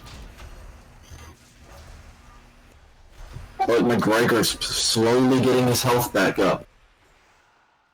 Getting Vivifies off to top his health off. And it will go the distance for round number 2. And McGregor, I mean, this is shades of Evalithvia versus Peraquinn. Although McGregor not able to get that damage in that Peraquinn was able to get on Eva. But the sustaining power of McGregor has been pretty fantastic throughout this series. Smoky the Bear was able to get the submission and also a knockout on Snapewarts earlier this year. And McGregor has weathered the storm. Smoky the Bear, one of the better damage-dealing healers in WOAR Esports Entertainment history. So the judges' scores are coming in. Smoky the Bear, dominant yet again, not moved past 75%. But Mystic Mac also hangs on and brings it to the decision in round 2.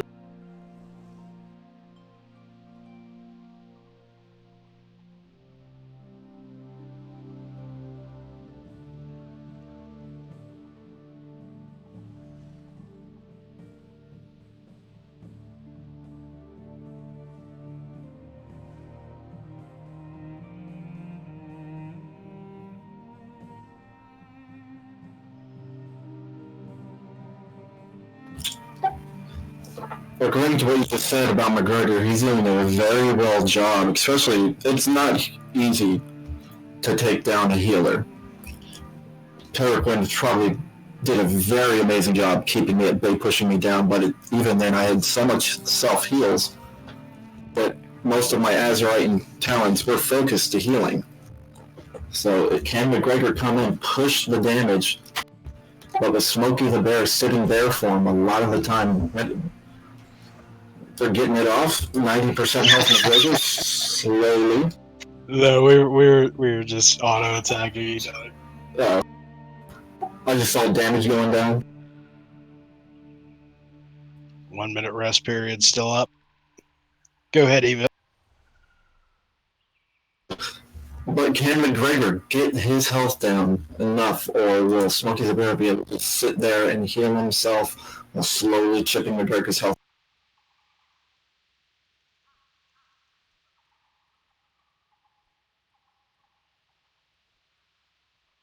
So here we go. Round number 3 about to begin in 5, 4, 3, 2.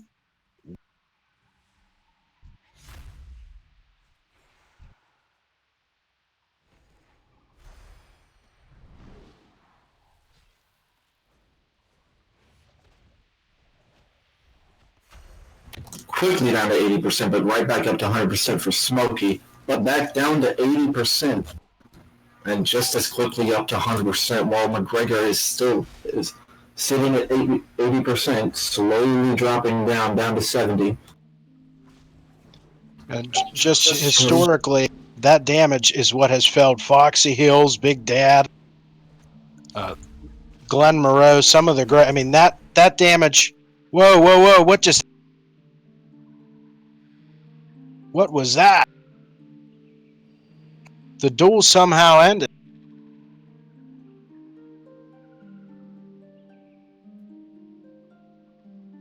Not sure what. Oh, okay.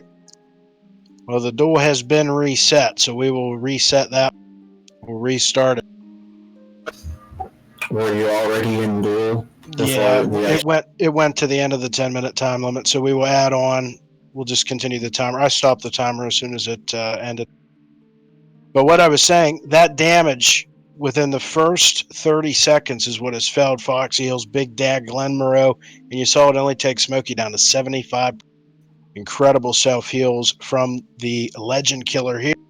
We're 30 seconds in, and we continue round number 3.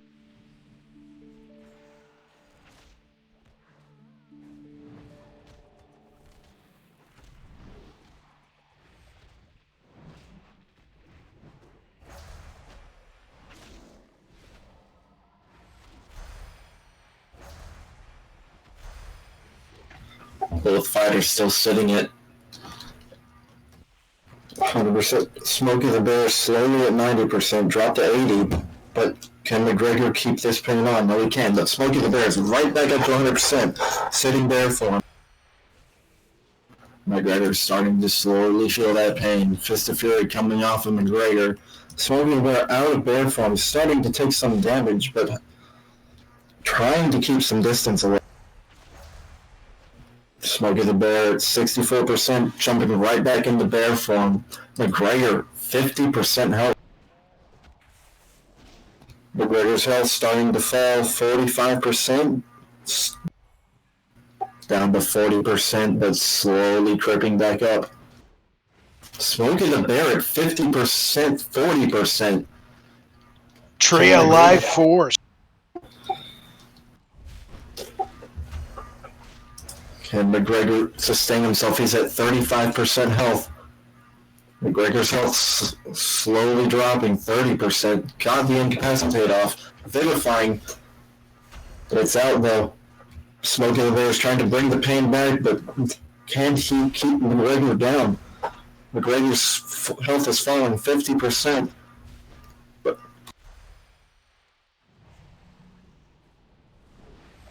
Smokythebear is sitting at 80%. Can McGregor keep that down? But he's sitting there for him just to come back up to 100%, while McGregor is down to 30%, but back up to 40%.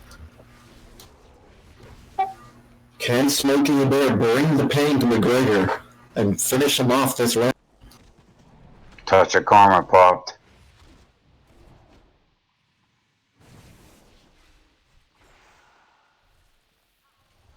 McGregor getting his heels.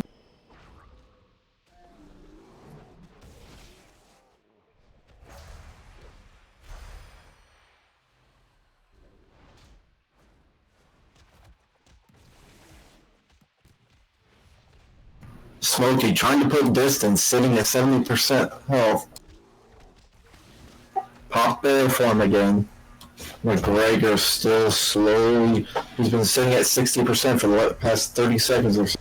Starting to drop down to 50%. Smokey the Bear at 90, but still sitting bear form. McGregor pushing through, keeping up with the amount of damage that Smokey the Bear is pushing onto him, while still pushing some damage. Can McGregor use his rules and maneuverability to keep up with Smokey the Bear, trying to keep distance from him? McGregor at 40% health. Can he come back from this? Smokey the Bear still staying on the run, sitting bear form. McGregor getting Vivifies off, getting his health back. Getting it up to get more Vivifies, back up to 70%, 80% health.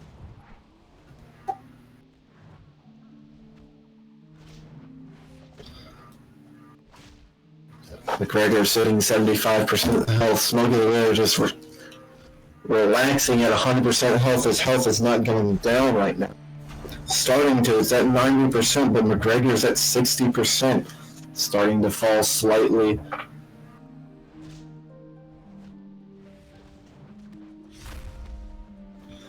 Some damage is being pushed onto Smokey the Bear out of bear form, but right back at... Oh, McGregor's at 50%. Smokey the Bear is playing teeter-tottering between 80 and 90%, but back up to 100% by Smokey the Bear. McGregor at 40%, down to 30%. And it goes the distance. But Smokey the Bear could not get it off in time. And I like how neither one of these fighters wanted to forfeit to the other, and that is why we have that issue with the dual resetting, essentially going to the end of the 10-minute time limit. So we await the judges' scores. Come on, Smoke. Will one of these people be the bigger man and forfeit? For the sake of the next round.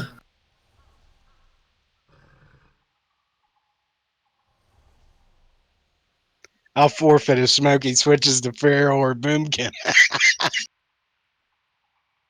All right, we await the judges' scores here for round number 3.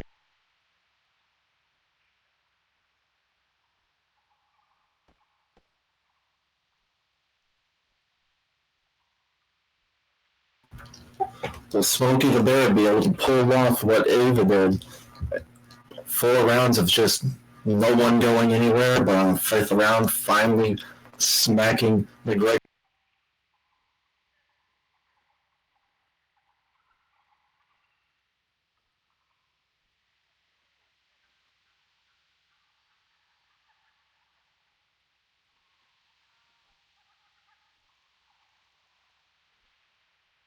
Round number 4 here, another war. This one between Monk and Druid. A lot of history between McGregor and Smokey the Bear, and McGregor's SNF debut in January. He had a thunderous arrival into the Sunday night fights, just dismantling Smokey as Boom. Defeated Smokey the Bear 4 times throughout the season as DPS versus DPS. And tonight, Smokey the Bear looking for some vengeance as Restoration. So here we go. Round number 4 officially underway. Eva, take it away.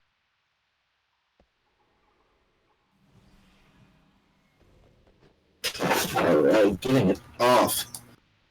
Starting off with the incapacitate on Smokey the Bear. Allowing McGregor to start putting some damage on Smokey the Bear, but Smokey the Bear going in bear form to heal himself up, hopping out of it. But Smokey in cat form right now, playing things a little bit differently, starting to bring McGregor down a little bit, but Smokey the Bear in bear form again, at 70% health, but starting to come back up as he gets his heals off. McGregor's still sitting at 85%, but Smokey the Bear is just right back up to 100%. Druid sitting bear form, just healing themselves as only one DPS sitting on them.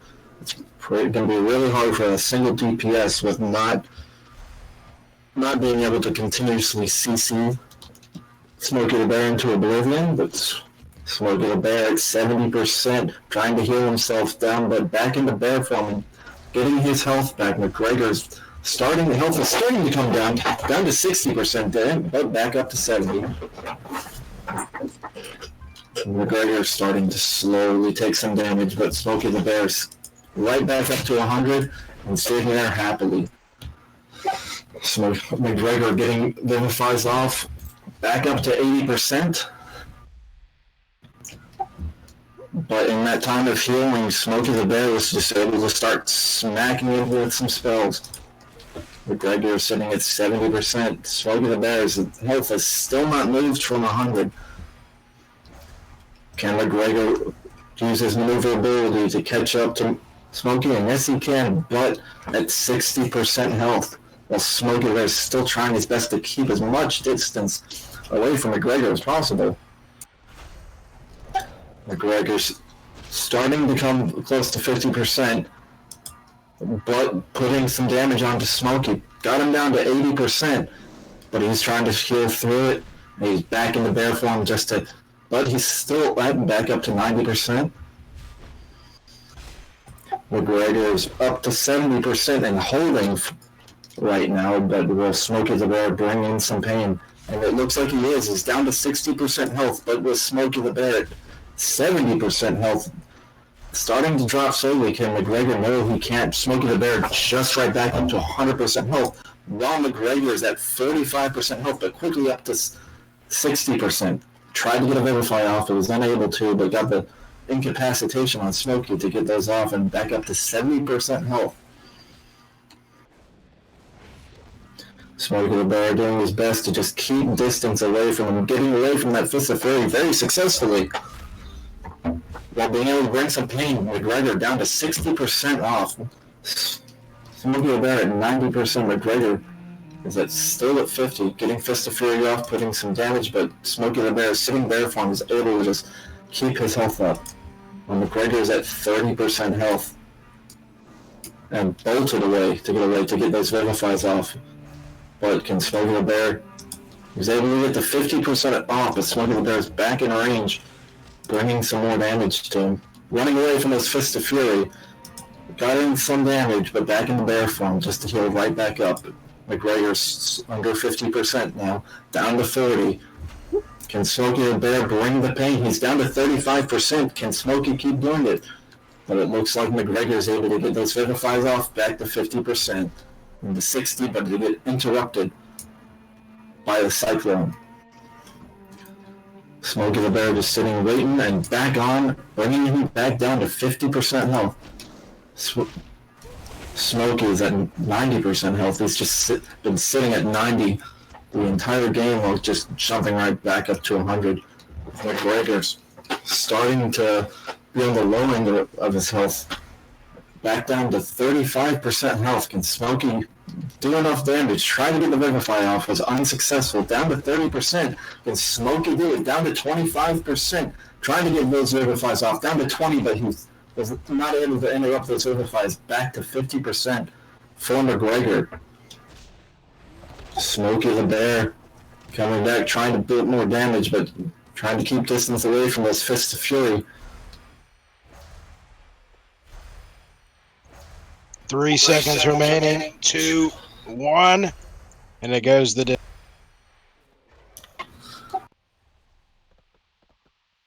This is another war of attrition that, like Peraquinn versus Eva, really comes down to who makes the first mistake. And Big Dad, you have been in countless wars just like this.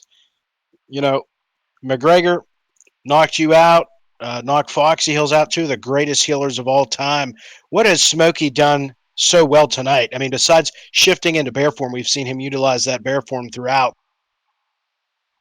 But what has he done especially well besides that that has kept him pretty much above 75% besides a couple? Constant distance, and he's able to, he knows when Touch of Karma comes up, he gets his distance, and he's just keeping constant pressure on McGregor, keeping him on a defense. And we await the judges' scores before going to a fifth and final round.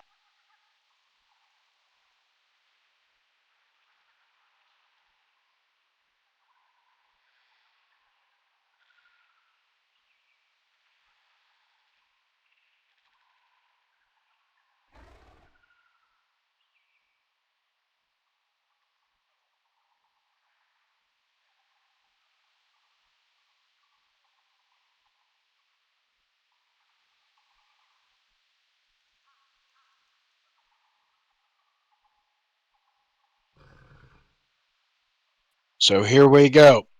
Fifth and final round.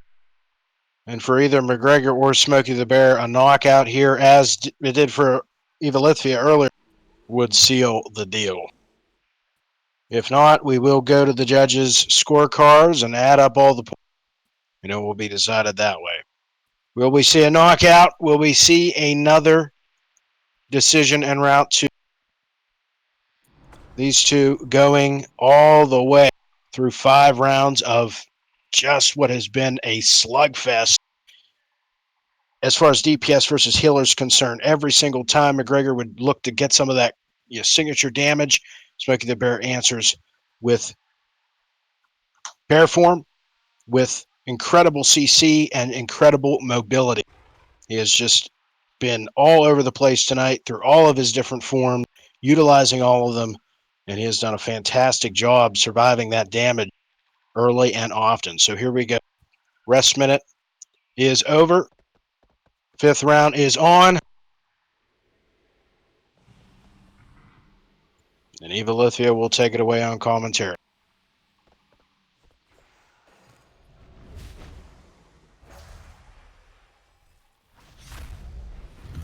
Starting out the round, McGregor at 90%, but so is Smoky the Bear just to get right back at 100, but back down to 90. McGregor at 85%. Can Smoky the Bear start to take him down? He's sitting there in his Fist of Fury, down to 60%, 55%. Can McGregor keep pushing it? But it looks like Smoky the Bear sitting there from is just going to come right back up to 100%. While McGregor is down to 75%. McGregor down to 70%, but so is Smoky the Bear coming down there. Looks like he was able to get out of it, never got down to 70, but he's getting pushed hard, but McGregor's starting to take damage as well. Can McGregor keep pushing the damage, or is he going to have to be forced into healing himself? Looks like he is, because McGregor's sitting there for him right back to 100%. McGregor's down to 50%, getting pushed hard. Smoky the Bear still relaxing it above 90% health. So McGregor down to 30% health. He's really going to need to get his health back. Starting to get those Vivifies up to 50% health. Was able to save himself there, but will he be able to keep on doing it again as Smoky the Bear starts bringing the pain? Fist of Fury off on McGregor. Starting to get Smoky the Bear's health down, but McGregor's health is still at 45% health. Starting to get a lot of offensive, but letting it get to his head, he's down to 35% health. He's going to need to be able to get some defensive health, healing himself. He's at 35, he's back up to 50%, though. He's able to do that, keeping Smoky the Bear at 60% health, pushing him hard, but Smoky the Bear sitting there for him right back up to 90%, while McGregor is still at 30% health. Smoky the Bear bringing a lot more pain this round, keeping McGregor down to 30% health, but right back up to 45, with Vivifies getting and back up to 50%. Smokey the Bear sitting there form still at 100%, not moved much since, forcing McGregor back down to 30% health. Down to 25. Can Smokey the Bear do it? He's at 35. Smokey the Bear is starting to take damage as McGregor flies out of there, trying to get those Vivifies off. Smokey the Bear trying to close the distance and doing some damage and interrupting him. At 50% health, McGregor. Smokey the Bear is still at a very happy health of 90% above, and not going down below it. As McGregor's down to 40%, but up to 50%, trying to get those Vivifies off. Successfully able to. Can Smokey the Bear stop him? No, he got all the way back up to 70% health, but it stunned Smokey the Bear to get back up to not 80% health. So McGregor still on the defensive. As Smokey the Bear, McGregor is starting to get those Vivifies up back to 85% health, but Smokey the Bear has not moved from 100% health. McGregor's health is starting to go down to 70% health, while it's continuously dropping. Smokey the Bear, can he keep the damage going to McGregor, forcing him in his defensive state, while he just happily sits at 100% health?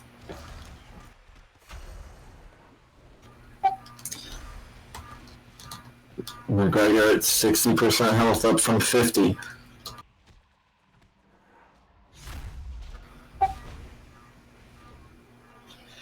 McGregor's health starting to fall, but so is Smokey the Bear. Can Smokey keep the pain on? Or will Smokey be forced to heal himself? It looks like he's going to be forced to heal himself, but those dots on McGregor, as well as the continuation of damage from Smokey, are keeping his health down as he drops to 40, but starts to get those Vivifies off. Got interrupted. Got cycloned as Smokey the Bear sits there and waits to start bringing more damage, but McGregor is coming back on with the Vivifies and back up to 80% health, continuing with the Vivifies, 85% health, as Smokey the Bear just sits and tries to keep his health down while he heals through. McGregor to 75% health, while Smokey's at 90, just dropped. 10 seconds remaining. Can Smokey the Bear finish it off and take McGregor out? McGregor's at 50% health, but Smokey the Bear's. And it goes the distance. All 5 rounds.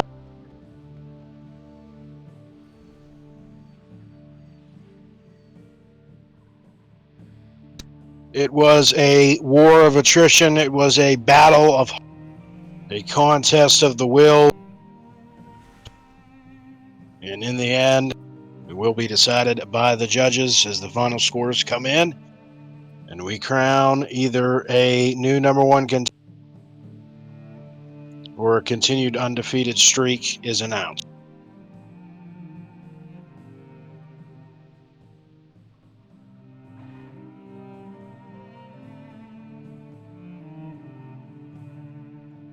All right, so let's go Evalithvia, Big Dad, and Emillea in that order. Takeaways from the McGregor side of I liked how he would, even though his best efforts, it's hard to take a druid sitting bear form healing himself. But by still being McGregor, playing it very smart, knowing when to get out of there, heal himself, while still a lot of smart plays with the interrupts, and being able to McGregor heal himself back up and just persist through Smokey the Bear's damage. McGregor just was not able to get enough damage out to get Smokey the Bear down enough, but Smokey the Bear was still unable, due to McGregor's very smart playing, to get him down to get knocked out. Big Dad. Yeah, McGregor played it smart. He couldn't get very much on Smokey the Bear, but he did a good job of keeping distance and trying to get his strikes in when he could.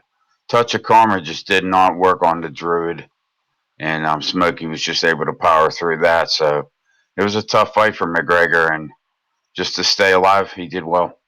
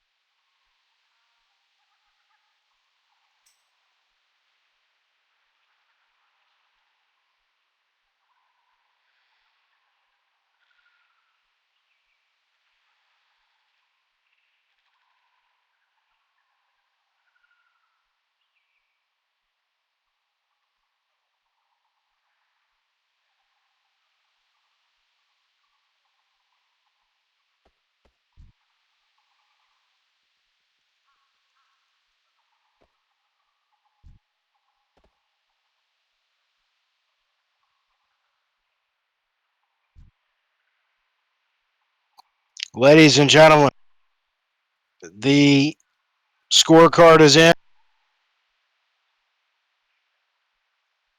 The scores have been tallied up. And I am honestly shocked to announce this, but by unanimous decision of 76-60, your winner, the notorious one, McGregor.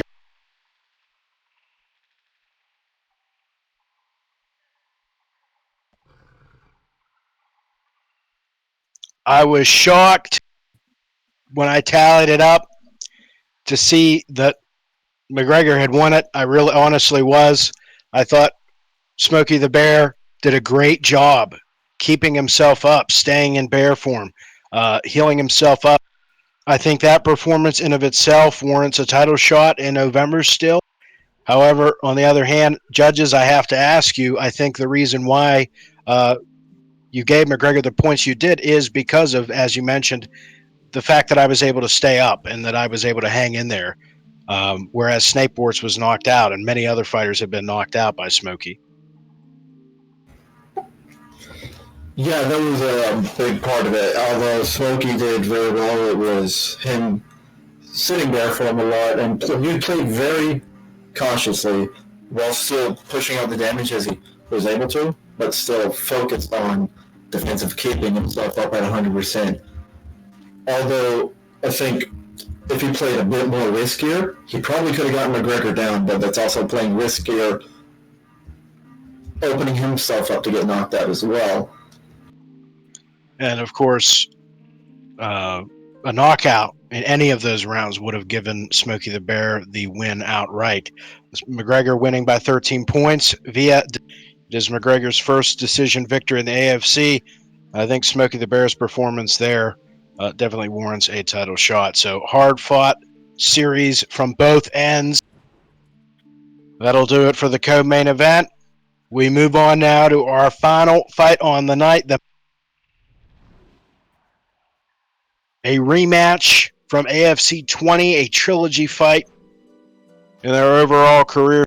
Shanush, the reigning Warsong champion, up against Emillea.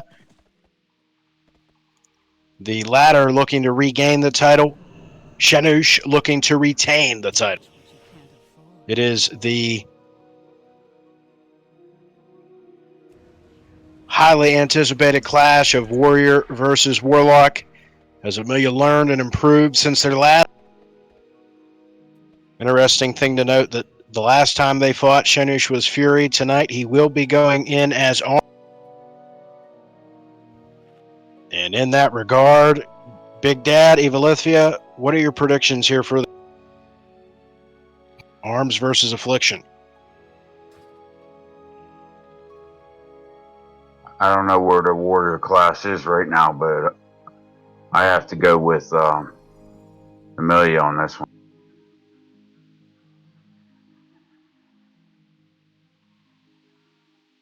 And Eva, your thoughts before we get to the walkout?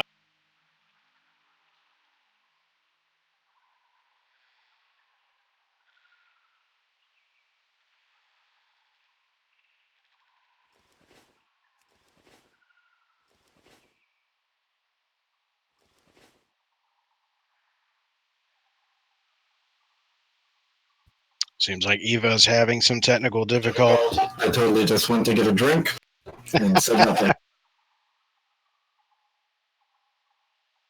What was asked? Your prediction. Shanush is Arms, Emillea as Affliction, Warlock versus... I think it might play out pretty similar to how it did in AFC 20. It's pretty hard for a Warlock right now to have a melee being focused on him, interrupting him from being able to get his very hard-hitting spells off while his health is slowly getting drained down by Shanush. He just won't be able to keep it away, as well as with Shanush's rushes. It's going to be hard to keep distance away from Shanush with Emillea, which is really going to be a big thing. If Emillea can keep distance away long enough to get those damaging spells out, Emillea could very well have a chance. But it's all going to be based upon how far away and how you can stay. And it's a much more open arena too. The Dire Maul, much more expansive than the Thunderdome. So it'll be interesting to see here whether Emillea can pull off the upset, become a 5-time world champion, or whether Shanush will retain. The Phantom Phoenix, the Commander and War Chief, about to get underway. Best of 7, with the Queen of Curses making their entrance first.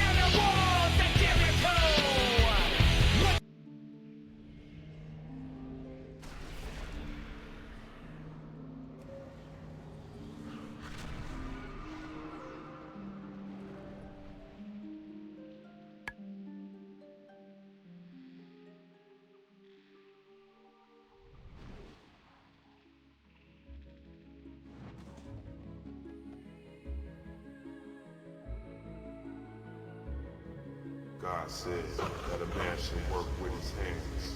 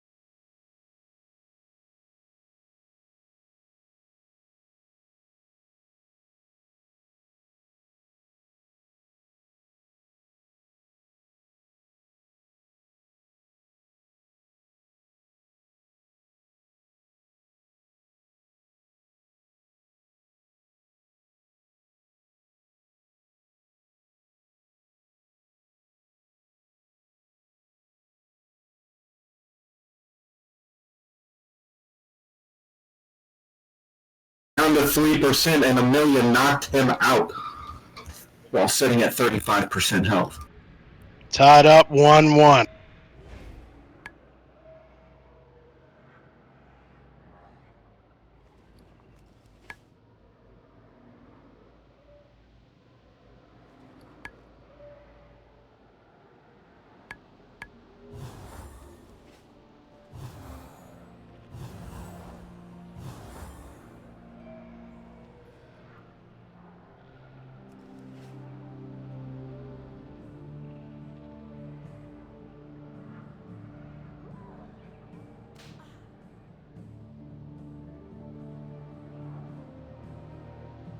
Well, just like that, we're tied up, and we got ourselves what is looking to be a very, very competitive series.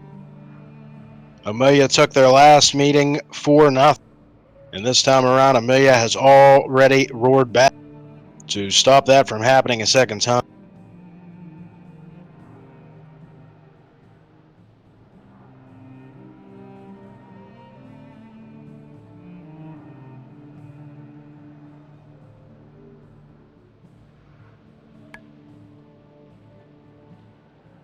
Rest period still underway for both fighters.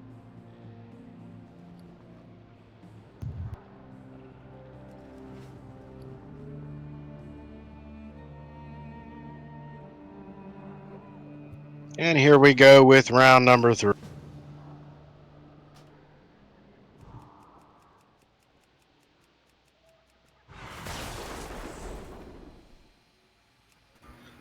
Getting that big distance, but just for a rush and a spin and win. Emillea's still sitting. Health is starting to really use it early, but Shanush just jumped right back on him. Got the fear off, tried to get unstable affliction off, but was interrupted. Another fear. Unstable affliction. Emillea is taking some heavy damage, not able to create that distance like Emillea has in the earlier rounds, and Shanush is taking advantage of that and just bringing it to him. That signature combination of the charge and execute, what brought down Kiskapolyus and what crowned Shanush as the first ever Warsong champion back in the early part of 2017, just came through. Vintage Warsong War Chief, vintage Emillea in round number 2. And just like that, Shanush has the lead yet again. It's that time of night, ladies and gentlemen. Settle in, get your popcorn cooked, and your beverage of choice in hand, because we are in for a slobber knocker with plenty of rounds to go and a championship on the line. Doesn't get much better than this.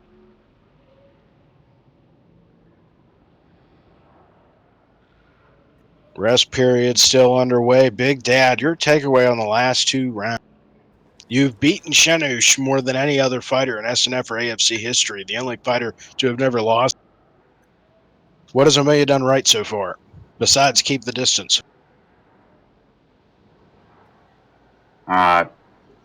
It's real hard for her to get the dots up, just like they were saying before, and Shanush is showing a good job of getting the strikes in, but I still think Emillea has a shot here. And what does Emillea have to do in this next round to tie this back up again 2-2? I say stay away in the beginning and start dotting him up right away.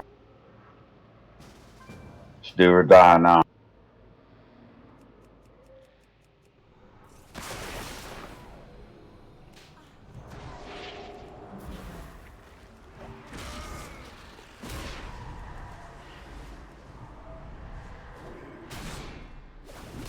Shanush trying to get that early pressure in. Emillea's health starting to drop down to 70%, trying to get a fear off, but in the middle of the spin and win, unsuccessfully. Emillea's health just dropping, not able to get that health, that distance short there, but trying to get the drained life off as Shanush rushes in. Got a lot of health back up to 54%, but although getting the health up, not getting enough damage on Shanush to be able to Bring it down. Got a fear off. Trying to create distance. Emillea down to 14%. Can I get the fear off? Got the fear off. And with the drain life, but can Shanush damage through it? And yes, he can.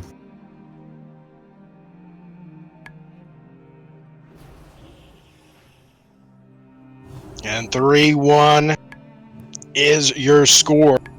Big Dad said it's do or die, and now it's sudden death for the Phantom Phoenix. Can they rise from the ashes here, trailing by 2?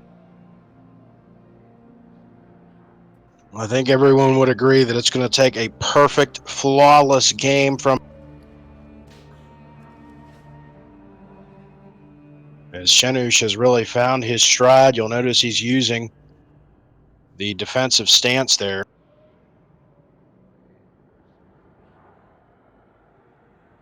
And since switching to defensive stance, really increased his sustaining power against Emillea's dog, and it's afforded him the ability to really get in there and do some serious damage.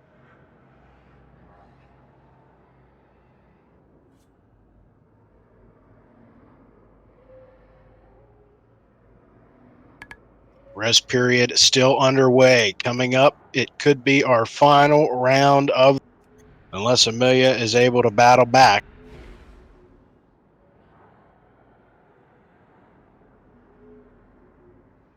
Positioning, kiting, usage of cooldowns, all crucial for Emillea.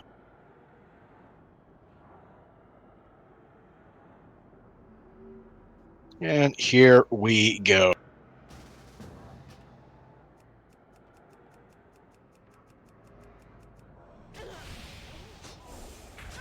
An early spinning win off for Shanush. Emillea trying to keep the distance pretty successful, so only down to 90%, but health is starting to drop all the way down to 60%. Trying to get a fear off. Emillea is just hurting down to 50%. Shanush is just getting down to 80% as Emillea's at 30%. So much damage on Emillea. Starting to get damage off on Shanush though. If he can get that distance early in, then there you go, but we'll... And there it is. Shanush jumping right on top of him to finish him off. And Shanush retains the Warsong title 4-1 here in the Dire Maul Coliseum.